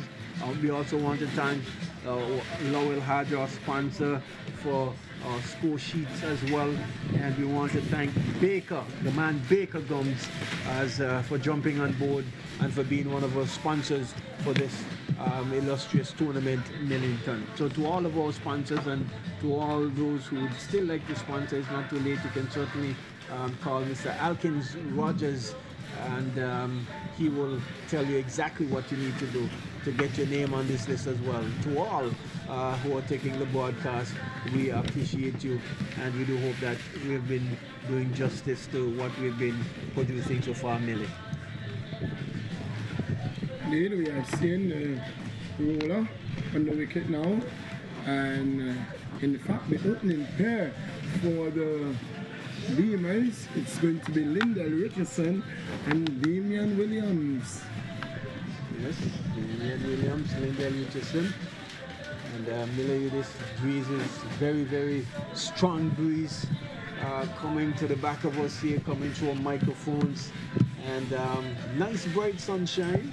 It was a little bit hard pressed to think that we would have probably gotten some showers of rain, but the weather has cleared up superbly and has given us a really nice, bright, sunny day with a strong breeze to cool the players and the area out there. Well, I'm not sure if this is a breeze, Tony. At one time, I had to look around. We thought we had a tropical storm in the area. It's very, very heavy. Yes. So wind speed might be like about maybe 20 miles an hour, somewhere there, 17, 20 miles an hour. And in the meantime, while the roller and Bobby Black, the curator, takes the roller off the field, the West Indies has been doing pretty well. Millington, in the grand scheme of things, it appears as though that they're just going to be batting once and so forth. And so they've been doing very, very well handling Bangladesh. It seems as though they really like to play Bangladesh and England. Those are the two teams that they tend to beat upon on a regular basis. Indeed, and in fact, the West Indies has a record that says that they have played. This is their 10th game at the Darren Sammy playing field. They have won just one. They have a lost 4. They have drawn 4. The guess is yours who they have beaten. The lone game they have won at the Darren Sammy ground is who? That might be England. No, you are incorrect. It is the very Bangladesh. Very Bangladesh. Very Bangladesh. Yeah, there seems to be making light work of Bangladesh. And well, they can only play what's in front of them as we're getting ready to start here. Yeah, going to be Jim Felix, who's going to be taking up the attack from the Central Polyclinic end. He's going to be bowling to skipper and opening batsman of the Beamerz, Lindell Richardson, in the maroon helmet, Leeward Island helmet that he would have treasured for some years, playing for the Leeward Islands. It's going to be Lindell Richardson, right-handed batter, to face Jim Felix. To Felix, he has a third man, a fine leg, man at slip, backward point, cover, extra cover, mid-off, mid-on, and a short mid-wicket. Jim Felix, a rather short run-up to bowl to Lindell Richardson. Umpire lady says it's time to play. Richardson taps away, waits for Felix. Felix looks over his shoulder, sees that all is ready, and knows that he's ready. Walks and breaks into his run to bowl to Lindell Richardson. Bowl to Richardson. Richardson is getting a full pitch delivery on the leg stump. It's coming down on it. APL going on. Needed another set and a half of stump for that to hit any. It's not for naught. They're chasing 62. Gave them 1 hour to chase this. This is Felix to bowl to Richardson. Moves away, right arm over the wicket to bowl to Richardson. Bowl to Richardson. Richardson again is coming on a full pitch delivery. Oh, that was a good delivery. Very good one. The ball is moving in the air. Ball is moving around. Very strong breeze. And you think that it will be going to slips, but it's coming in with a natural angle. Good bowling so far by Jim Felix. Right arm over the wicket. Medium pace bowler to bowl to Lindell Richardson. To this delivery. He's getting on the edge and dropping short of slip. Ricocheting off the slip. And they get 1. So Richardson's off the mark. He's on 1. Beamerz are on the go. And they need another 61 runs to overtake the Foreign Stars 61. Certainly, Felix just gently medium pace, but has certainly been on target. Apart from the first ball. Williams takes his guard from umpire lady and is ready. Waits for Felix to this delivery. He's getting one that he is driving, looking for a big shot, but the one comes off into the ground, and Felix reels on his follow through. 1 for none. In search of 62 for victory. You're hearing us right. If you're just joining us, good evening, good night, good morning, wherever around the world you are. It is APL Season 2, 2022. Jim Felix, the ball to Williams. Williams is driving well. Oh, that's a good stop. That's a very good stop at extra cover. That one had 4 runs written all over it. But really good stop there by skipper White leading from the front.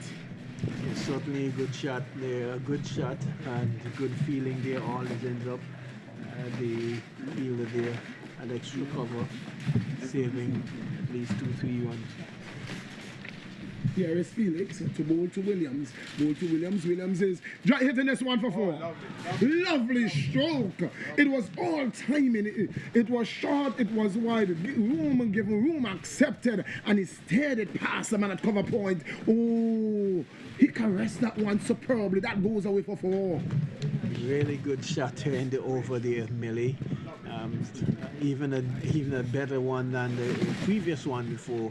Another man moved only to fetch the ball from the boundary. And after he start here, the Beamerz chasing a small total of 62 for victory. They are 5 without no loss. 5 without loss at the end of over number 1 in search of 62 for victory. It's going to be Benjamin who is going to take up the attack from this the commentator's booth end. 5 for no loss. Oh, what a shot that was. Oh, you see these things on television but we are fortunate to be describing them from the James Ronald Webster Park. What a lovely stroke that was. It was short, it was wide, and Desmond Oliver was only a bystander to it, wondering what just passed me. Was it a B?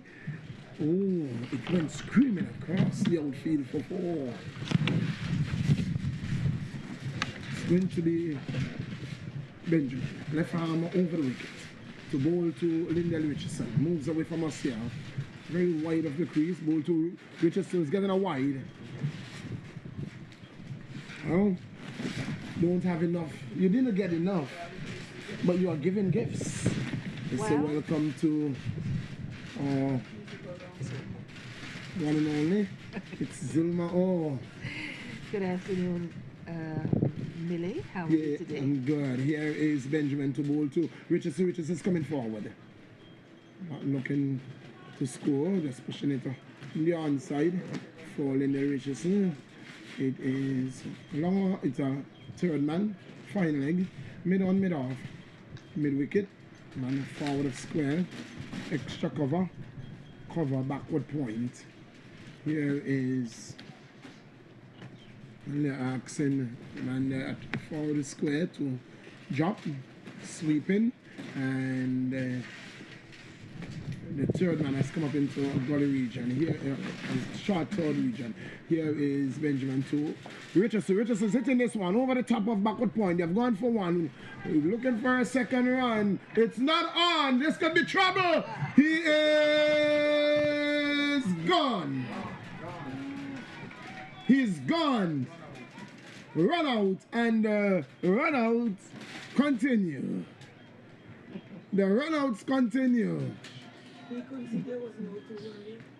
That is primary school cricket. You are taught from primary school. Once you start this game, even before you reach primary school and you start learning the game, you do not turn blind. You do not turn blind. You do not turn with your back towards the ball. Oh, that's basic. It is so basic in cricket, and the batsmen are suffering from forgetting the basics. These batsmen are very excited today. They're making some such silly mistakes, would you say? Well, when you have a 62 to chase, you think that you can do anything and it will be okay. The new batsman is going to be Deon Burton. It is very hard for Lindell Richardson to run 2 runs on the James Ronald Webster Park. The ball has to go far on the boundary. It took a year and a half to get down, and Williams, the bigger man you thought would have been a slow man, the slow of the two, he was ready coming back, and it was no how Lindell Richardson was going to get back there. So, is 7-4-1. 7-for-1. Burton, wicket-keeper batsman, join his skipper in a prime form. Burton coming off of a really good run there in the Dominica T20 League, where he came out second in the aggregates there of runs. Burton, very diminutive left-hander, taps away. In a blue helmet, waits for Benjamin. Benjamin moves away from us to bowl to Burton. To this delivery, Burton is turning it on the onside. No run resulting. The man at short mid wicket, that is Monix, moves around to his right and field. No run resulting. Score remains on 7-4-1. In the course of over number 2, 7-4-1. It is Benjamin again to bowl to Burton. Burton is hitting it to cover, can't score. Olivier, it's in his way. 7-4-1. It's a good start by the foreign Starz, defending 61. How well can they do it? Here is Benjamin to Burton. Burton is hitting this one through the gap down to the man at the cover point boundary. Since the return, there is Ashley. Burton is off the mark. He's on 1. Brings his captain, Lindell Richardson, on 1. On to strike. Richardson is on 2, sorry. Richardson is on 2. It's 8. 8 for 1. In the course of over number 2. Benjamin changes his field. Accommodate the right-handed batsman. That's Lindell Richardson. Richardson taps away. Stands, waits for Benjamin. Gets one on the onside. He hits it down through mid-wicket. They have gone for 1. It's run away to the boundary. Good work there by Oliver. They're going to come back for a second. That's all they're going to be. Good work there by Oliver. But you know Lindell wasn't going to come back for 3, so you would have to settle for the 2. 2 runs had Lindell Richardson. He's on to 4, and the total on to 10. 10 for 1 at the end of 2. That was a good ball there by, what's his name? By Benjamin. Getting 2 runs from that ball, bringing our score to 10 for 1. And the Beamerz are looking for a win this afternoon. They should make 6-2 rather, in order to win this game, and you can say that they're off to a good start. Only require it's about 3 runs and over. They're scoring at 5. Here is Felix. Jim Felix, right arm over the wicket to bowl to Burton. Burton taps away, waits for Felix. He's playing this 1-2 mid-on. You're going to go through for a single. They're going to get it very easily. Burton, the man going to the danger end. And he played and he ran on the shot. He ran on the shot. Got in there very easily. Choke came in there from Benjamin. Had no chance of running Burton out. He's on 2. Total moves on to 11. 11 for 1. Brings skipper Lindell Richardson, who is on 4 on strike. The batsman gone. The batter who departed was Damian Williams. Ran out. Went via the run out route for 4. Here is Felix, the bowl to Lindell Richardson. Bowl to Richardson. Richardson is hitting this 1-2 mid-on the bounce. Officially, but dropping just before him. And Eskin wasn't going to dive forward. He said, I am stationed right here. I know in football I'm a defender, and that's what I'm doing. I'm defending the boundary. Here is Felix to bowl to Richardson. He's hitting this one to the right of Felix, of Eskin, and it bubbles off him and into the boundary. It goes away for 4, and that's not good work there by Eskin at all. When you are defending 61, you have to put your body on the line, and on that occasion, he didn't do so.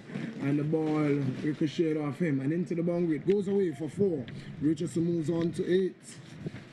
Total moves on to 15. 15 for 1 in the course of over number 3. Here is Felix, the bowl to Richardson. Bowls to Richardson. Richardson's hitting this one in there over the top of a mid-off, and he's gonna stop and admire it. Lindell Richardson, he bows his head and he said, Dion, you don't have to run. I hit that one well, and it goes into the boundary, and that's why I said if we are here until 4 o'clock, that the Beamerz will lose. They have raced on to 19 already. 19, we are just in the course of over number 3, and Lindell Richardson, the nonsense batsman, we know him as he is on and he's going. It would be a miracle if we are here longer than 4 anyways. Here is Felix to bowl to Richardson. Richardson is driving again. Down to mid-off, can't score. He is on 12. Richardson's on 12. Burton is on 2. It's 19, and a 19 for 1. Here is Felix again to bowl to Lindell Richardson. Bowls to Richardson. Richardson to this delivery is driving. Oh, he got a good boot onto that one. A good size 11 onto that one. stop any chance of a run, but he's suffering now because that one was struck very powerful. Over number 3 comes to an end, and at the end of 3, in search of 62 for victory, they are 19 for 1. The Beamerz, they're off to a good start here, and it is anticipated that the runs will come quickly. 19 for 1. Well, I'm not sure I'm going to have a double stint here at all. I am not sure I'm going to have a double stint in the commentary booth today on this reply. It is already 19. In search of 62 for victory. It's going to be Benjamin who will continue to Dion Burton. Lindell Richardson putting himself into some form here. He would need it. Going deeper into this second round. The Beamerz welcoming back Dion Burton and welcoming Joe Gums from last week. Here is Benjamin to bowl to Burton outside the off stump. He stares at one down to the man on the cover boundary. He gets 1. That's all it's going to be. Score moves on to 20. 24-1. 24-1. Burton is on 3 and it brings Richardson, who is on 12, on the strike. Another 42 runs. Another 42 runs if my math serves me well. Break was actually my favorite subject in school, not maths. It's going to be Benjamin to bowl to Richardson. Richardson is coming forward and just pushing it right in front of him. The ball rolling out to extra cover. Extra cover, back to the point. They were all converging. But in the meantime, Lindell picks up his 13th run. He's on 13. Burton is on 3. It's 21 for 1. And here is Benjamin. Moves away to bowl to Burton. Burton is driving in the air. He could be out here. Askin is not going to take the catch. That was another gift. Not accepted. And if you want to win these close contests, you have to take half chances, and that was more than a half chance. That was a chance. Score moves on to 22 as we watch Benjamin moves away to bowl to Richardson. Richardson is coming forward stylishly. Oh, that's textbook shot. Came forward and just bat and pat close together. That's what they will teach you when you're learning the game. Bat and pat close together. Here is Benjamin to bowl to Lindell Richardson. Richardson to this delivery. He's getting one that is full pitch and he's walking it to mid-wicket. He missed out on that occasion. He can't say that he missed out. Nonetheless, it's 22 over number 4 with all the time in the wall. Here is Lindell Richardson to this one. He's coming forward stylishly again, pushes it on the offside. Over comes to an end, and at the end of over number 4, it is 22. A very good over there from Benjamin. It's 22 over in which they only conceded some 3 runs. Very good over there, bringing the score to 22 for 1. And we can say the Beamerz, the Foreign Stars rather, the fielding is much better than the batting. Well, I'm not sure about that. If their fielding is better than their batting and they're dropping catches and misfielding like that, well, much left to be desired. It is going to be Ashley White, the skipper. After this over, the man coming in the hot seat is going to be Stone Graves. He will no doubt be taking you to the end of this game. Cricket is a game of glorious uncertainty. We have seen very strange things happen in cricket. We saw some years ago where England was dismissed by the West Indies for just a 30-yard. It's going to be Ashley White who's going to bowl to Dion Burton. And he's a mid-wicket to go on to the boundary. Rather, it's a square and a forward of square boundary. Not quite mid-wicket, just forward of square. Umpire standing on the offside. It is Ashley White. He's going to come between umpire and stumps. Picked up an injury, and so he's not going to be bowling his medium pace. He's going to be bowling his spin. Off spin. Bowl to Dion Burton, who drives and caught! Brilliant catch! Drive, first ball, Burton goes! Caught at extra cover of the bowling of Ashley White. And Burton goes! The Foreign Stars are fighting back. The Foreign Stars, they are fighting back. The Beamerz, they are 22 for 2. 22 for 2. Dion Burton, he wanted to hit the cover of that one and hit it straight to the man at extra cover.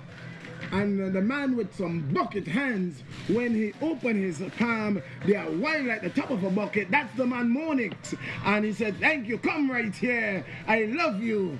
And the button goes. He goes for 4. The Beamerz are 22 for 2.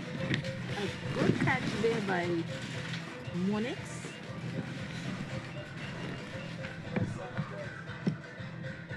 Bringing the score to now, our score is now 22 for 2. And our next batsman happens to be Michael Lewis. Michael Lewis making his way onto the field. Michael Lewis to replace Dion Burton. It is exciting. You got to come. You got to come. You got to see it for yourself. 61, the Foreign Stars scored, and they are making a fight out of it. The Beamerz are 22 for 2. Michael Lewis will have something. Can he say something about this? Ashley White. He swings it around with his medium pace. But today he's bowling off spin, and he has sent back Dion Burton. Oh, it's his nephew, he says. I am uncle. Oh, I'm telling you. Ashley White from the Central Polyclinic end to bowl to Michael Lewis, right-handed batsman. Taps away, waits for Ashley. To this delivery, scattered pass for a slip in the air. Pass third man, they've gone for 1. Looking for a second, they're coming back for it. They will get it too. And that could have easily been, it would have taken a blinder because that one flew. That one flew. He was very close, Cyril. And that would have been a blinder. Oh, before he reacted, it was gone past him. Lewis is off the mark. He's on 2. And the total on to 24. Over number 5. And here is Ashley White to bowl to Lewis. Lewis is pushing it back up the track. No run resulting. 24 for 2. Keith Stonegraves will be coming in. Here is Ashley to bowl to Lewis. Lewis is coming forward stylishly. Bat and pad close together. Pushes down the onside. No run resulting. Ashley fields. Walks back to his mark. Tosses the ball from hand to hand. Turn. Oh, he's ready. He's on for the fight. Ashley White to bowl to Lewis. Lewis is back and driving. Driving nicely. And the man from mid-off moves away to his left. That's Benjamin Fields. And can't prevent the single. Lewis is on to 3. Brings Richardson, who is on 13 on strike. Score moves on to 25. Here is Ashley White to bowl to Lindell Richardson. Taps away. We drives down to mid-off. Straight to Benjamin. Can't score. The over come to an end. And at the end of over number 5, it's 25 for 2. Beamerz looking for 62 for victory. After comments from Zulma, the next voice you're going to hear, maybe until the end, maybe not, it's Stonegraves. Yes, our score is now 25 for 2 after the 5th over. And at this time, we'd like to remind you that we are still open for sponsorship. And if you feel game, you can call us here and indicate to us that you're willing to sponsor some segments of the game.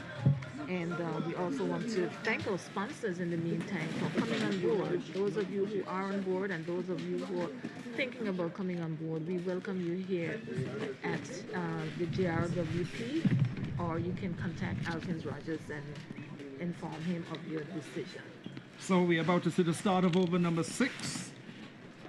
It's going to be Benjamin, the left arm, bowling over the wicket to the right-handed Michael Lewis. He's on 3. Lyndall Richardson is on 13. The Beamerz need to get 62 runs to win this game, or 10 wickets for the Foreign Stars. Here is the bowler Benjamin. This one is carried up to Lewis, plays it back up along the pitch on the onside, and there is no run. There's no slip, there's a short third man, there's a man at point, cover, extra cover, mid-off, mid-on, mid-wicket, short, fine leg, and a man right out on the square leg boundary. Here is the bowler. This one is driven out to mid-on, they scamper through for a run. Lewis gets another run, he goes to 4, and it's 26 now for 2. 26 for 2. So certainly the Beamerz looking to push things on. Lost the wicket of Williams, run out for 4 after playing a beautiful shot to the offside field. And then short time ago, Burton, one of their top players, brilliantly caught his extra cover after bowling of Ashley White for 4 when the score was on 22. The score's gone now to 26 for 2. And Richardson, who's on 13, comes into strike. Here is Benjamin running away from us. Left arm over the wicket, bowls this one outside the line of the Aussie, hit in the air over the head of the man at deep mid-on, goes close to the boundary. Will it go in? No, in fact, so, and then he knocks it into the boundary, and that's 4 runs. Unfortunately, after doing all the hard work, for a moment we thought he had knocked it back, but instead, in flicking it back, didn't put enough power onto it, and it went trickled into the boundary line. 4 more runs. It's now 30 for 2, and Richardson goes to 17. That one was struck over mid-on, deep mid-on, over the head of the field. I had some running to do, but just managed to knock it into the rope. Here is Benjamin again, in balls to Lyndall Richardson, swings at this one outside the line of the leg stump. This is a wide. Called and signaled by umpire Calvin Hughes. 26 to score for 2. We're in the course of over number 6 of 20. 30, I beg your pardon. 30 for 2. 31, our scorer confirms. This one is Benjamin outside the line of the outside. This one slapped powerfully. Straight down to mid-off. There could have been a mix-up. It's all happening here at the James Ronald Webster Park. The non-striker leaning on his bat. Lyndall wanted to run. He wasn't interested, and in the end, Lyndall forced him through for another run. Lyndall goes to 18 now, and it's 32. 32? 32. 32 for 2. Target is 62. Benjamin goes in, bows this one outside the line of the off stump, driven down the ground. That's 4 runs. You can only come to retrieve that. Driven powerfully straight back over the bowler's head, bisecting the mid-off that was fairly deep, and the mid-off also fairly deep, and almost equidistantly came down in front of us here in the commentary box, and 4 runs to the young man Lewis. Lewis goes to 8, and the score's gone now to 36. 36 for 2, and we're in the course of number 6, over number 6. So no change to the field for the left arm medium pacer, bowling left arm over the wicket to the right-handed batter. That's Lewis. Lewis is on 8. As Benjamin goes in now and bowls to Lewis. This one is driven through the... and he's caught! Brilliantly caught by the man at point, driving airy-fairily outside the line of the off stump. The one carried up by the left armer, going across the right-handed batter. It was driven, but driven straight to the man who was placed at point just for that particular stroke. So Lewis, after slamming a boundary in his previous delivery, has gone. He's gone for 8. It's 36 for 3. Zulma. It's 38. 38. 38 for 3 and 36. Yep, you've got it right. 36 for 3. 36 We're all mixing you up here. 36 for 3. for 3.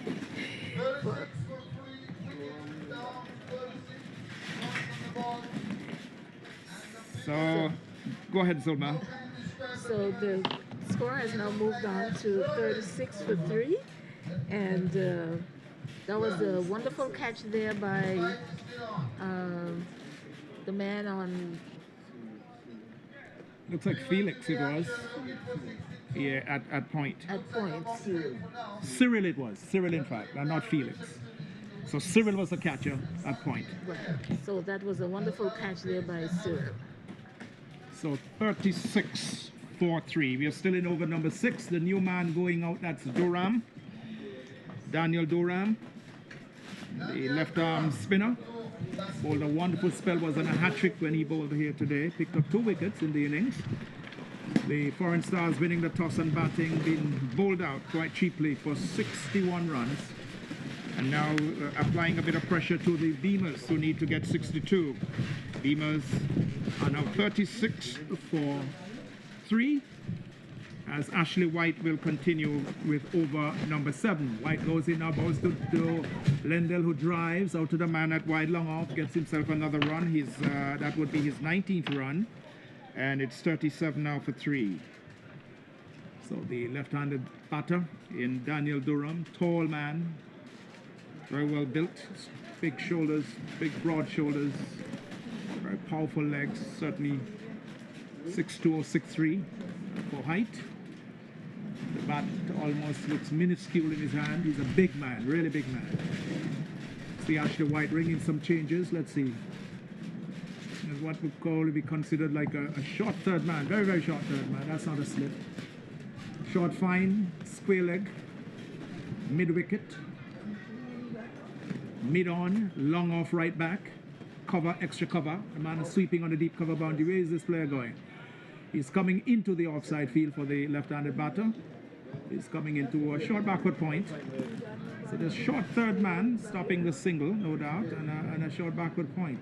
There's a man at more of a cover point. There's an extra cover, long off, a sweep on the deep cover boundary. Man going back now on the deep square leg boundary for the left-handed batter. So there's a man going right back out. Now we see the man at that short backward point position has been pushed back a bit, and the man at cover point has also been moved across the bit.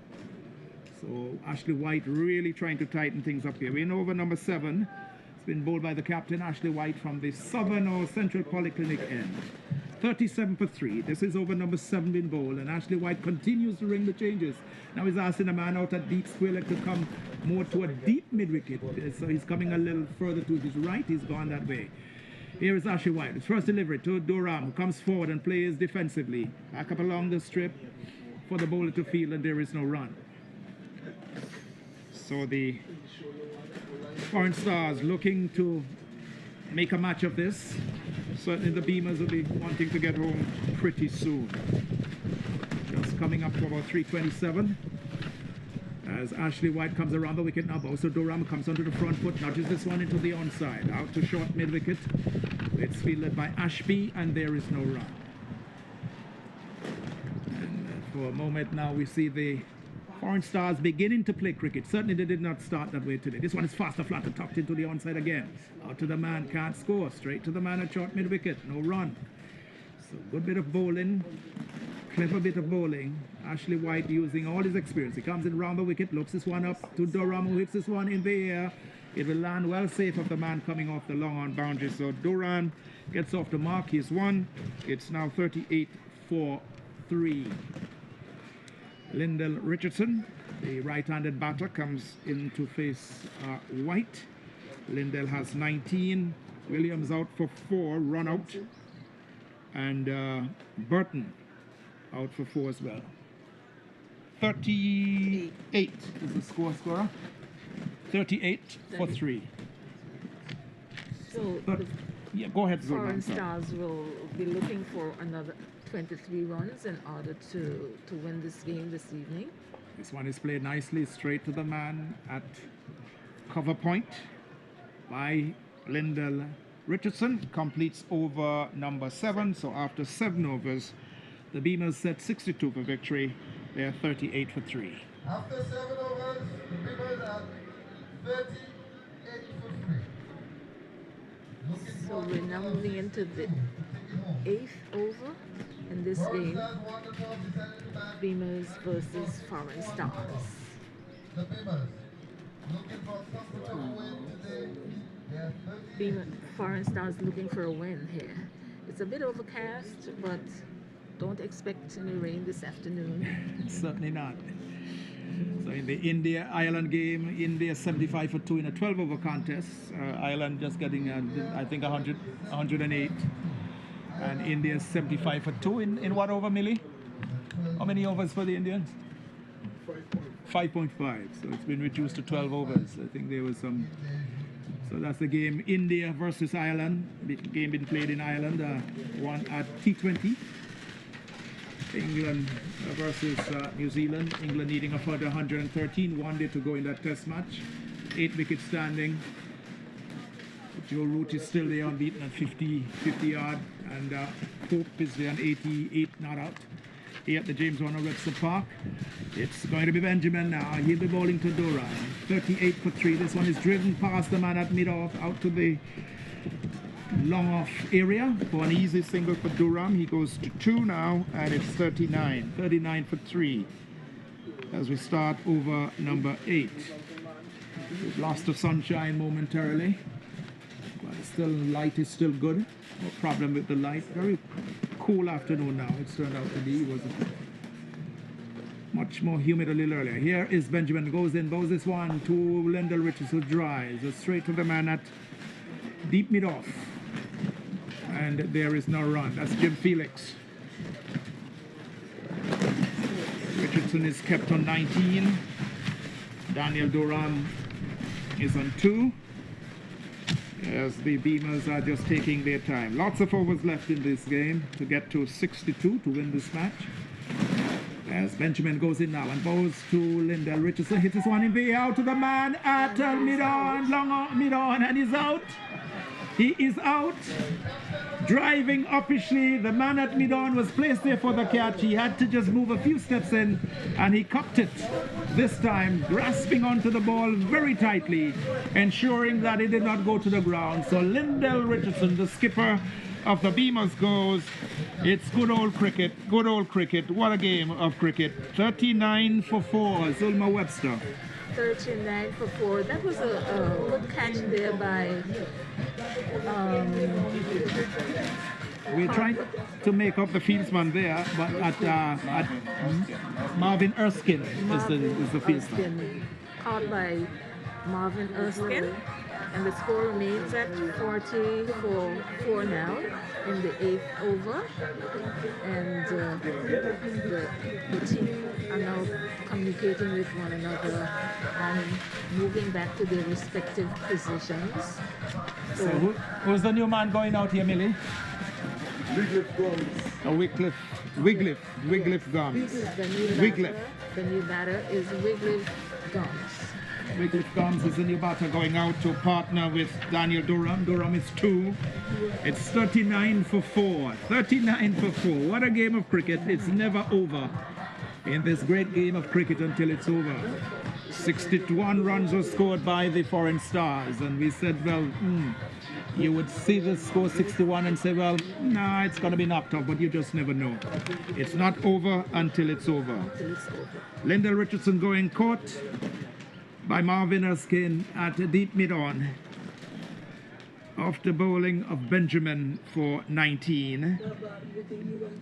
Daniel Duran is 2, and Wycliffe Gums is the new batter. Let's look at the Benjamin. He goes in now, bowls this one right up, it comes off the inner portion of the bat. Looking to play through the offside, ended up on the onside, and there is no run. So we can see a lot more enthusiasm. We could see that the thought process is coming in here now. The Foreign Stars more on the attack now. This one is played out to the man at mid-off. He fumbles, and the run will be taken quite easily in the end. That was not good cricket there. That was who? Felix, Jim Felix. And so Gums gets off the mark. He's gone to 1, and it's 40 now. 40 for 4. We're still in over number 8. It's been bowled by the left-arm medium pacer. That is Benjamin bowling over the wicket to the left-handed batter in Duran. Duran is on 2. Gums is on 1. 40 for 4. as Benjamin runs away from us. Left arm over the wicket, bowls this one outside the line of the off stump, and Duran comes defensively forward. Plays the ball into the offside field. It's the end of the over. 8 overs are completed. 40 runs for the loss of 4 wickets, the Beamers. Remember the target, they've been set 62. So the score is now 40 for 2. For 4. Sorry, that's 40 for 4. And the game continues here at the JRWP as we move into the 9th over. So 40 for 4 is the score. 40 for 4. So the Beamers need a further 22 runs. And there are lots of overs left after this one. Over number 9, Ashley White will continue from the far end. And he will be bowling to Wycliffe Gums. Right-handed batter, batting in a maroon helmet. Looks around the field, sees a short, very short third man. A man at point, backward point. There's a cover, extra cover short, long off, long on. Straightish mid-wicket, a man out on the deep mid-wicket boundary. This one is carried right up, and it's played to the man at short third man. Certainly not a slip, too deep to be considered a slip. A very short third man, saving the single. Ashley White continues once more. Over number 9 in progress. He comes in now and bowls again, and the batsman goes back and forces this to the offside field. The man at the wide, long off, comes across to his left. And Gums gets his second run. It's 41 now, 41 for 4. Field changes over to accommodate the left-handed batter in Durham. Durham is 2. Gums is also in 2. Williams out for 4. Burton for 4. And Lewis going a short time ago for 8. Lyndall Richardson scoring 19. So far the leading scorer for the Beamers.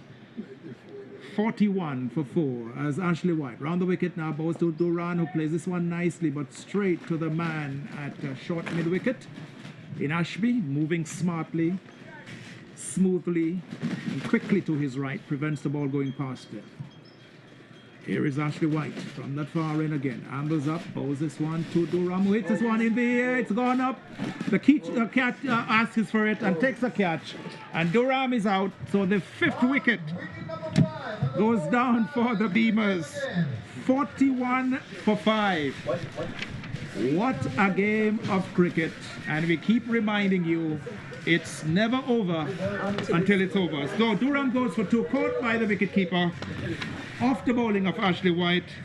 The Beamers needing to get just 62 runs to win this contest. They are in a spot of trouble now, with half of their side back in the pavilion. 41 for 5. 41 for 5, and that was a good catch there by the wicketkeeper, bringing the total runs to 41 for 5. So the new man going out is the veteran player, Shaka Hodge, hard-hitting, power-hitting batsman, very fine all-rounder, represented Anguilla, the Leeward Islands, played a lot of youth cricket in the West Indies, has also played a lot of cricket in the UK as well. So Shaka is going out, so he knows what he has to do. If he's to take his team home, he has to stay there until the end. So 41 for 5, and we are still in the course of over number 9. It's been bowled by the captain of the Foreign Stars in Ashley White. So White doing well. White really putting down a good spell here for his team. So Shaka Hart takes guard from umpire Colin Liddy, at square leg umpire Calvin Hughes. So just a short third man, a point, backward point, cover, extra cover. There's a deep mid off, slightly wideish, mid on his right, long off, long on his back. A straightish mid-wicket, and then there's a man out on the deep mid-wicket boundary. Here is Ashley White. His first delivery to Shaka Hart. He pushes this one into the onside, straight to the man at that close-in mid-wicket, just off the square. And there is no run. That is Monix, who took the catch. Brilliant one indeed to dismiss Lewis. That's Cyril, in fact. Here is Ashley White. As he comes in now and bowls to Shaka Hodge, and Hodge watches this one spin past him into the gloves of the keeper. It's the end of over number 9. 41 for 5, the Beamers needing to get 62 to win here against the Foreign Stars, with Shaka Hodge yet to score, facing just 2 deliveries, and Wycliffe Gums is on 2. Well, we're now moving into the 10th over, and the score is 41 for 5. What a game we have on our hand here today. We saw the Foreign Stars batters dropping like flies, all out for 61. They did not even complete their 20 overs. I think they were dismissed in the 17th over. And here in the 9th over, 5 wickets have gone down for the Beamers, needing to get 62 runs to win this game. You know, cricket is an unpredictable game. You never know till you know. It's so unpredictable. We will be having a change at the top here. Who's this, Millie? The bowler. Olivier. So Olivier has taken over from Benjamin from this commentary box end, and here we see Ashley White ringing the changes. And for the first time today, we are seeing the Foreign Stars beginning to play cricket, real cricket, looking competitive now. They very much think they have a chance here. Small total, as small a total as it is. But these small totals tend to be very tricky, and we've seen many teams, even at the international level, when the small totals, they tend to be very difficult to get. And this is no different. Wycliffe Gums, he'll be on strike, and he'll be facing up to Olivier, who's bowling the over number 10, so we're coming into the halfway mark of this 20-over contest. 41 for 5 is the score as Olivier runs away from us. He's up there now and bows this one to Gums, who initially looking to play it more firmly into the onside, succeeded only in getting it to the man close in on the onside, at very close in mid-on, just off the square, very short mid-on. Here is this one from Olivier outside the line of the off stump. Is he? There's an appeal. They are running. The stump is not broken. The umpire is unmoved. They were appealed. They were cock-a-hoop. They were very confident that Gums touched it and the keeper took it. And the signal coming here now been that of a bye. So one goes into the book. No. So the batter survives. So Gums is kept on 2, and Shaka Hodge comes into strike. 42 it is now for 5. Olivier, the bowler, outside the line of the off stump, coming back in quite appreciably, and played into the offside field, and there is no run. So the score remains at 42 for 5. Here is Olivier. This one is up on the line of the leg stump, but played powerfully. Ashley White dives away, knocks it down, sends the throw into the keeper's end. There was Shaka Hodge looking for the shingle. He's motioning to the non-striker Gums, saying, look, we should have taken a single there, but good work. Excellent work there by Ashley. Moving smartly, was pushed firmly by Shaka to that close-in mid-wicket area. Seems to have just injured himself. He is bending over, was quite a trouble, and we understand that he's carrying an injury. But that was a brilliant bit of work there by the skipper, leading from the front. 42 for 5 in the course of over number 10. Shaka is yet to score, Gums is 2. And Shaka settles once more. Olivier is the bowler, running away from us now. This one is carried right up, and Shaka comes onto the front, but this time he passes Ashley White in that close in mid-on area, goes out to long on, and the Shaka gets off the mark. He's 1, and the total on by 1 to 43 now for 5. The Beamers going at 62 for victory. So I'm sorry, Zulma? Sun just came out from under the clouds, and the park is green, as you can imagine. This one is driven powerfully down the ground by Gums, out to long off. Another single for him, he goes to 3. 44 now is the score at the end of over number 10. So 44 for the loss of 5. The Beamers, after 10 overs, the target they need to get if they're to win this game is 62, and the Foreign Stars will need to get 5 more wickets if they are to be in with a chance of winning here in this T20 contest in the Anguilla Premier League. So the score is now 44 for 5. Foreign Stars looking for a win here this afternoon, and it's Now time for the water break after 10 overs, and it's a good time to remind you about our sponsorship here at the JRWP. Please come on board and support our worthy cause, and at the same time we take this opportunity to thank all those who have come on board and decided to sponsor a segment of this tournament.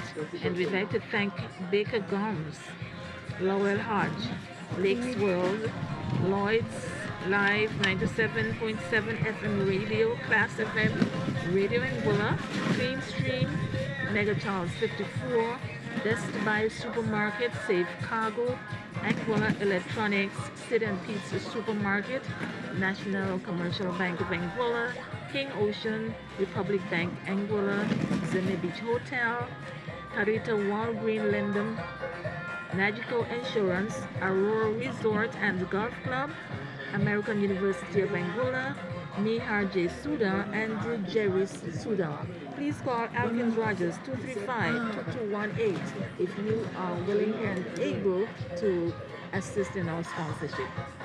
So the players still getting some refreshment, but I can see that the Foreign Stars, they want to get on with it here. The two batters are out in the middle, they're having a chat. They need a further 18 runs. 18 runs, and they have 10 overs left. Perhaps Renford or I think Samba will come in to join me here. John Milliton did indicate that by 4 o'clock we should be out of here. It's now 3:46, so Millie could still be in. In fact, Renford Kelsick is coming in. So John did indicate that by 4 o'clock things would be over. So we're still keeping him to that. It's 44 for 5 Renford, with just 18 more runs left and 10 overs. Lots of overs still left in the game for the Beamers to secure victory. But also, we have to say 10 overs left as well for the Foreign Stars to get the remaining 5 wickets to win the game. Yes, Keith. You see some pro batting here from the Beamers. And take, for instance, the left-hander, forget his name. That ball was on the center stump and he's sweeping. You could just push the ball around. You need it, what? You have 20 overs to get 60 runs, less than 3 runs per over, just about 3 runs per over. I mean, 2 batsmen could have stayed in. You push the ball around, there was no rush. Now you have to be struggling at 42 for 5. Yep, well, Shaka Hodge is there. He's the man who will need to take this home for the Beamers. He's a very experienced player. He knows what's to be done. Wycliffe Gums looks good. Looks like a fairly decent player. 44 for 5. 10 overs completed. And Ashley White will be looking to really tighten things here on the Beamers. The batter is going to be Gums. He's on 3. Shaka has 1. We're about to see the start of over number 11. So it's the very short third man. There's a man at point. There's a man going into that backward point area now. And there's a man at, well, this is more like a short third man. So the offside field is quite heavily populated. Long off, short extra cover, sweep on the deep cover boundary. There's a man at backward point. There's a cover. As Ashley White continues from the far end. He's in now, bowls this one, keeps off the outer edge, but straight to the man at that backward point position. Sends a throw into the keeper, and there is no run. So the Foreign Stars looking quite alert here. 18 more runs to get for the Beamers. 5 wickets for the Foreign Stars. Ashley White loops this one up outside the line of the leg stump, swan down the back of the scale. That's unprotected, and that's 4 runs. Bad delivery, badly lined, well outside the line of the off stump. And there we saw Gums making no mistake, just swinging this one around all along the ground. No one's there. The man was out in that deep mid-wicket, had absolutely no chance. Very good shot there, Keith, from Gums. Getting that, picking up the line early, just swing it around there for 4. Makes it easier for the team now. So 14 runs. It's 48. A loss of 5. Ashley White from the far end now, bowling to Gums on 7. This one is outside the line of the offside. It goes back and forces one to the offside side. Through the extra cover region, it's going pretty close to the boundary. It's booted forward by the sweep on the deep cover boundary, and they're turning back for the 3rd run and it's 51 now, so the 50 has come up, and with that, in fact, they're saying one shot, so we'll keep it to 50. So it's 50 for one. Umpire lady signaling that there was a short run. So 50, they score for 5, the Beamerz, and Gums on with that to 9. So Shaka Hodge will take strike now in his blue helmet. Very powerfully built cricketer. Ashley White, who's also well built, comes in, goes to hard to wants to go at it. A wide signal. 51 it is now. 51 for 5. Shaka just watching that one go past him outside the line. For a moment he was winding up to slam it over the offside field. Here's Ashley White. In now. Also Hodge. Hodge goes back and hits this one, but straight back to the bowler. He misfields and he will get a run. So not taking that cleanly. Ashley White. Hodge goes on to 2, and it's now 52. Brentford 52 for 5. That's just about 10 runs. 10 runs needed. Still we are on time, Keith. So look, Millie, we're still holding Millie to it. He's smiling away to my left. Ashley White comes in now and bows this one to Gums. Pushes this one into the offside field, and there is no run. 52 for 5. 10 runs away from a victory here for the Beamerz. 5 wickets for the Beamerz, for the Foreign Stars if they're to win. Here is Ashley White, the captain. In goes to Gums. Comes forward to a faster, flatter delivery. Over number 11 completed. It's 52 for 5. We'll hear some comments from Renford, and I'll allow John Millington to do the final bit on this game here today. Beamerz versus the Foreign Stars. Another good over there for the Beamerz, getting some 6-7 runs from that over. So they're just about, what, 9 runs shorter now. And John, we'll bear you with that time. He said by 4 o'clock it should be all over. Well, we are even still, we're very close to that time. The fat lady called me and said, I don't need to sing any song at all. This one is too close. This is not even close. It's 52 for 5. 10 runs to be had. Olivier moves away to bowl to Shaka Hodge. In the air, down to square. They've gone for 1. That's all they're going to get. As Ashby comes off the boundary, sends the return. A good 1-2 over the top of the stumps to Olivier. Total moves on to 53, and we are counting down. We are 9 runs away. Here is Olivier to bowl to Wiglif Gums. Bowl to Gums. Full toss. Pull well. Pull away for 6 runs. What a good shot. And wasn't that a no ball? Gone away for 6. That's a lovely shot by Wiglif, and he just even took it very much closer. It's only 3 runs required. Very good shot indeed. He says, thank you very much. Just gave it the treatment that it deserved. 3 runs required. Wiglif moves on to 15 scorer. Here is Olivier to bowl to Gums. Gums is hitting this one pass back to the bowler. Moves away to his right and field. Shaka Hodge is on 2. It's 59. 59 it is for 5. Here is Olivier to bowl to Gums. Gums is beating the man there at short mid-wicket. They're going to get 1.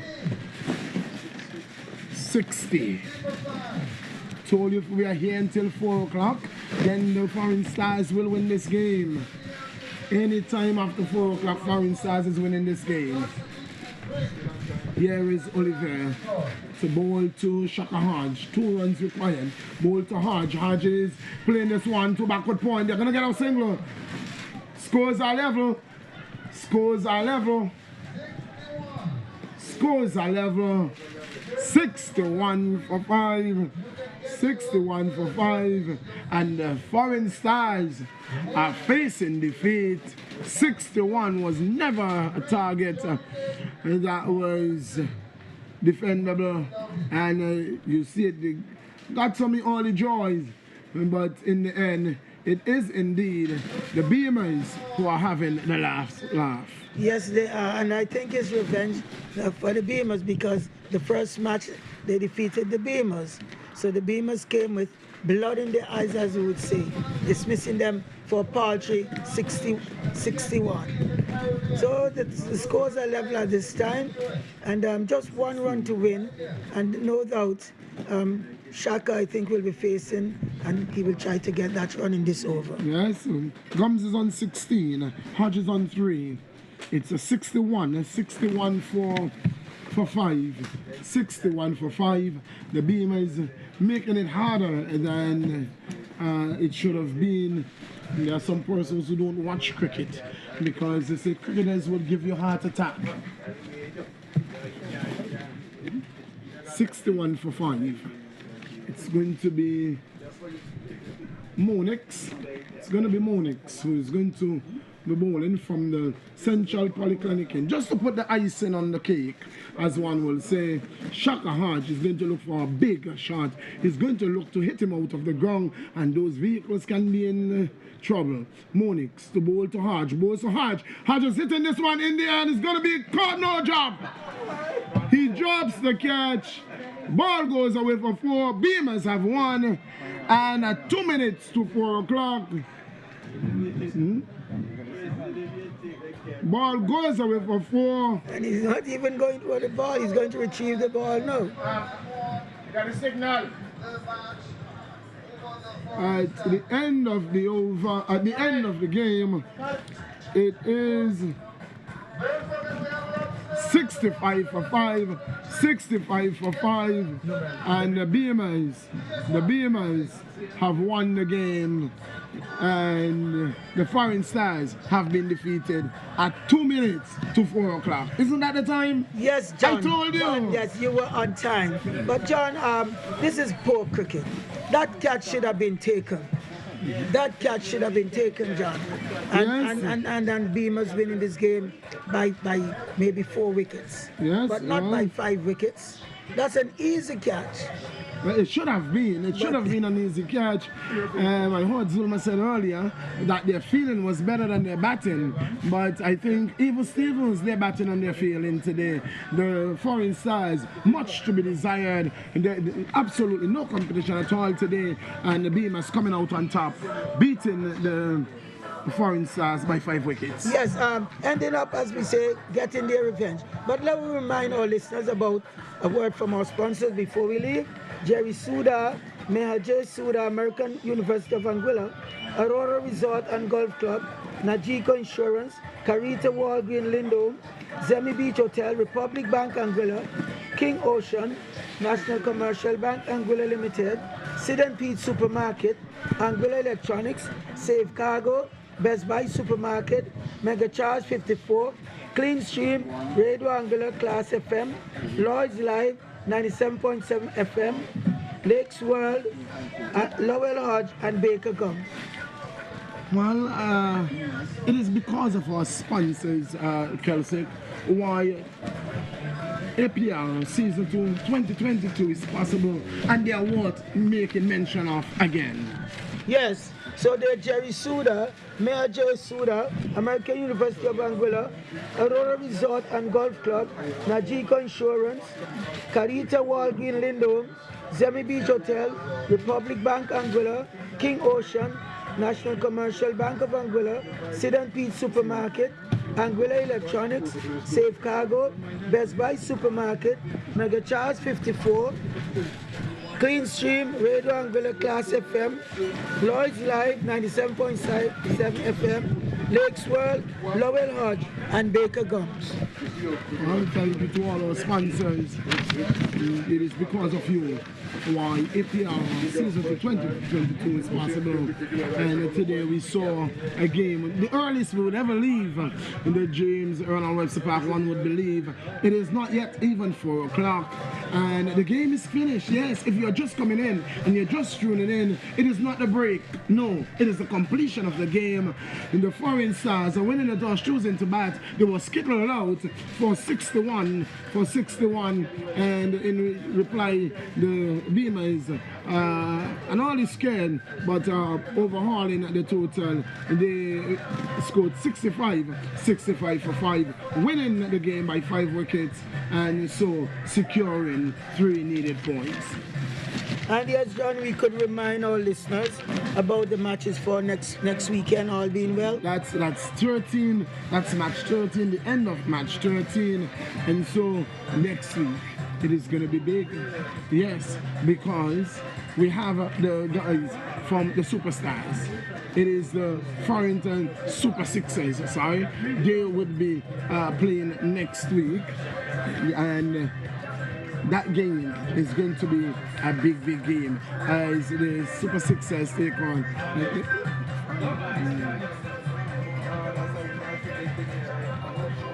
the Razor Massive.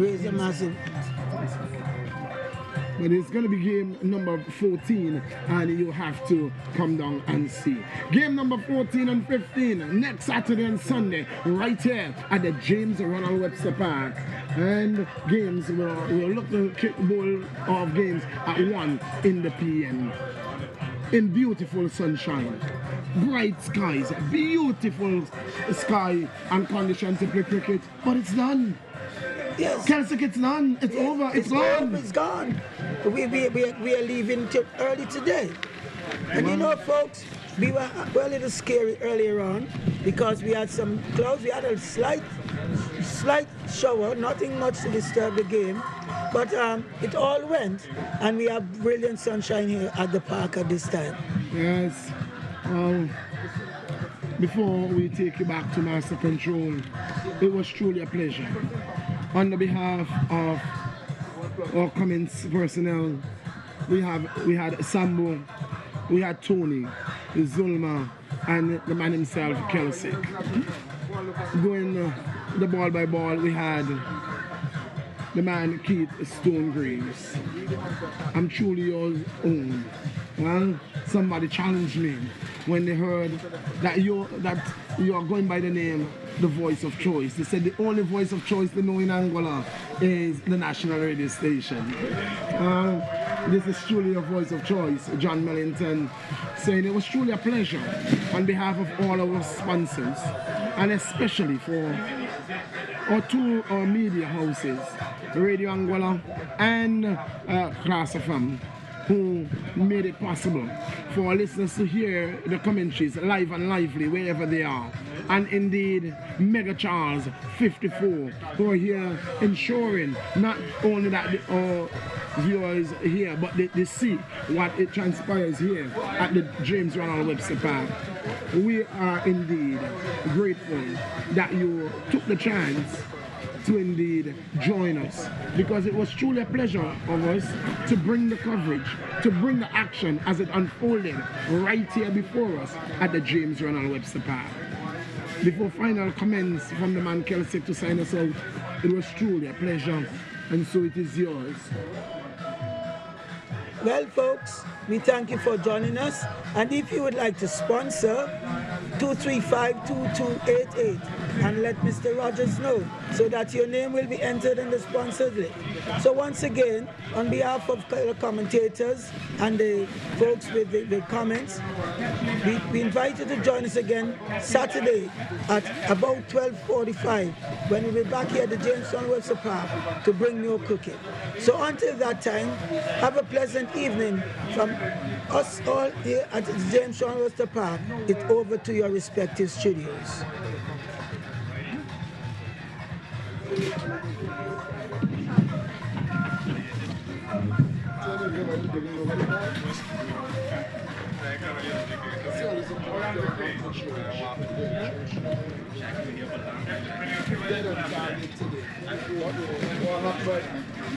The thing was too good to be true. It was too good to be true. Alright guys, I'm gonna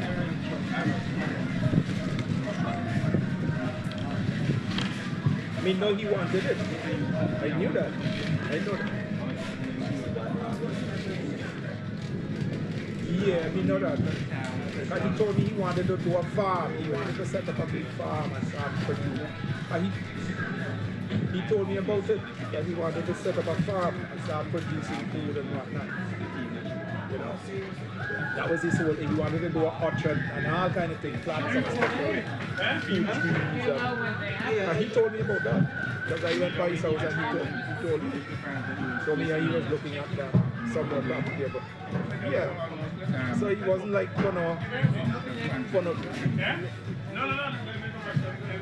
yeah, and the prices were too good to be true. I saw them advertise on the board when I was down there. The guy had this big board, and when one sell, he could sold. He could sold. Me see, I was in Montreal at the time, and I see, you know, I saw the board. Got a big board out on the side of the road there, going by the same place. Yeah, he had the board. Yeah.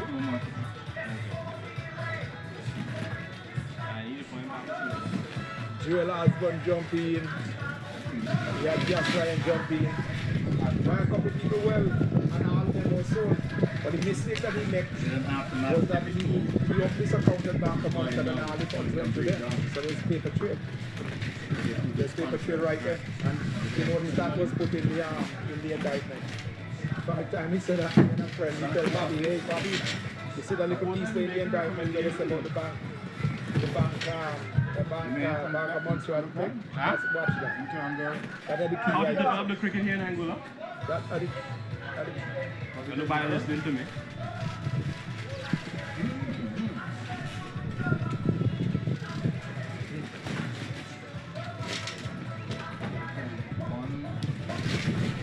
Yeah.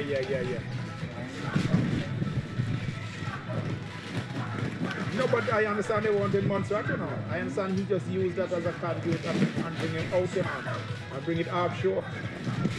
The money was went offshore, you know, he just used it and funnel it through. That was used as just to put it in as a repository and then move it.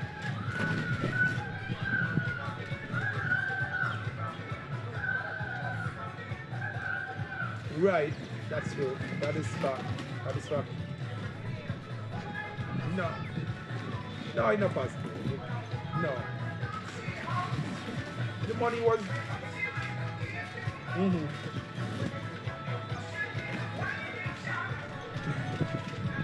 Yes.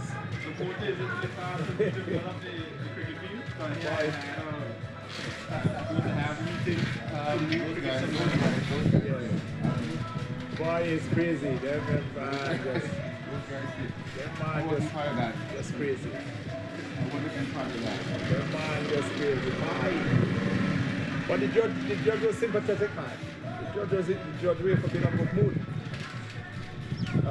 Why a 14 years the man thing, you know? Yeah. So how we come down to 3.5? And what? Wait.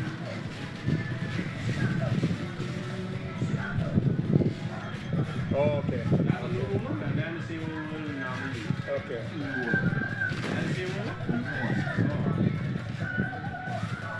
Okay. Oh, okay.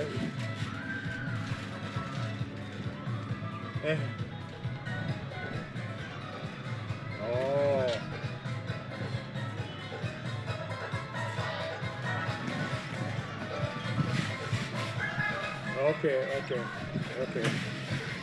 Okay.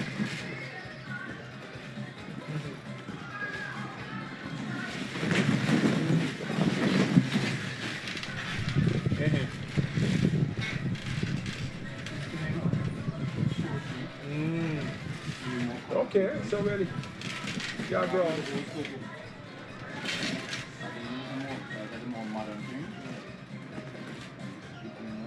Lock.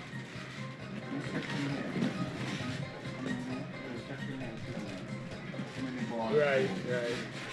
This section here, when you overstarted, in front of the toilet. Yeah. This is killing how many overs. This one here, killing how many overs. This one here.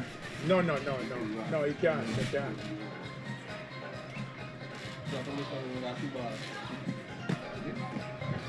That's it. Oh, okay. Okay. Okay.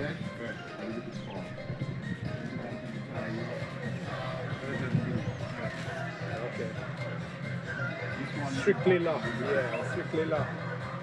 Yeah, strictly legal. Okay. I get you.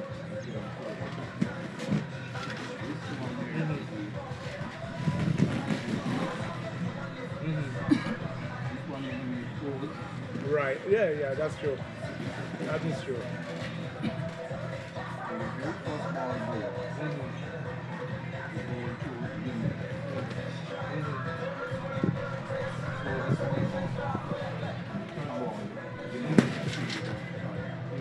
Yeah, okay.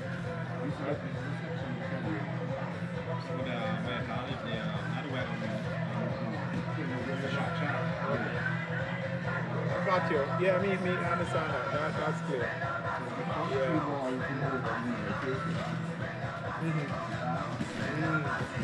Well, we go see what happened. We go see what he got time down there to plan his thing, to sit down and do. And he got him mentor down there. When this one yesterday, he got him mentor down there, so you got time and you got loan time on your hand. You got loan time to sit down and think and craft out your thing. You don't have to rush. You got time. Time how I got. So.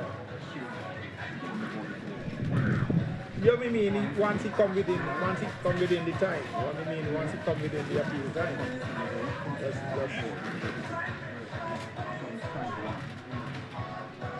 yeah, but they publish it already? Yeah, that means I have to go look and me like to read it. Me like to read it. Me like to read what it says. You should do your calling sheet. Yeah. Tell you who's playing against who. We played. Oh yeah, it's a long time. A long time. Pitch. Who's batting. Score. Which team in the top. Yeah.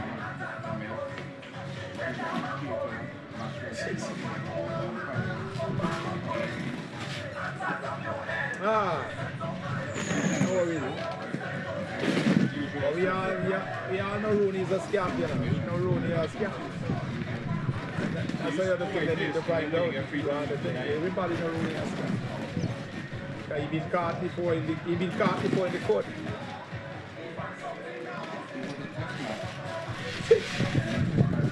Rooney's a scam.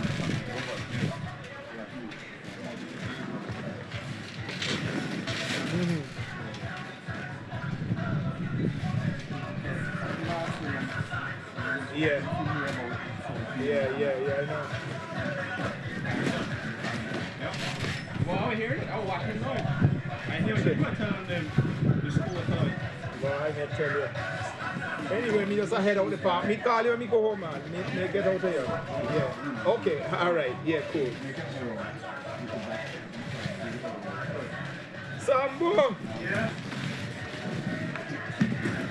I'm going to take that and go. It wasn't too bad. It easy for his last club on 20 more runs. 40. Okay, take good care, man. Good. Every ball boarding. Okay.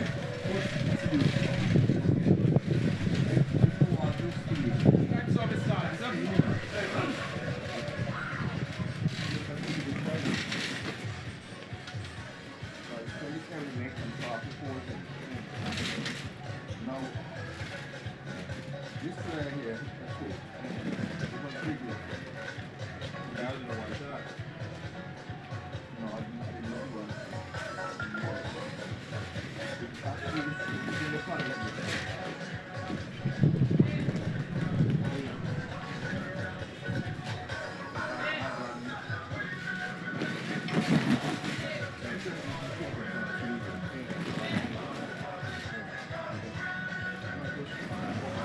Yeah, run 3. Yeah.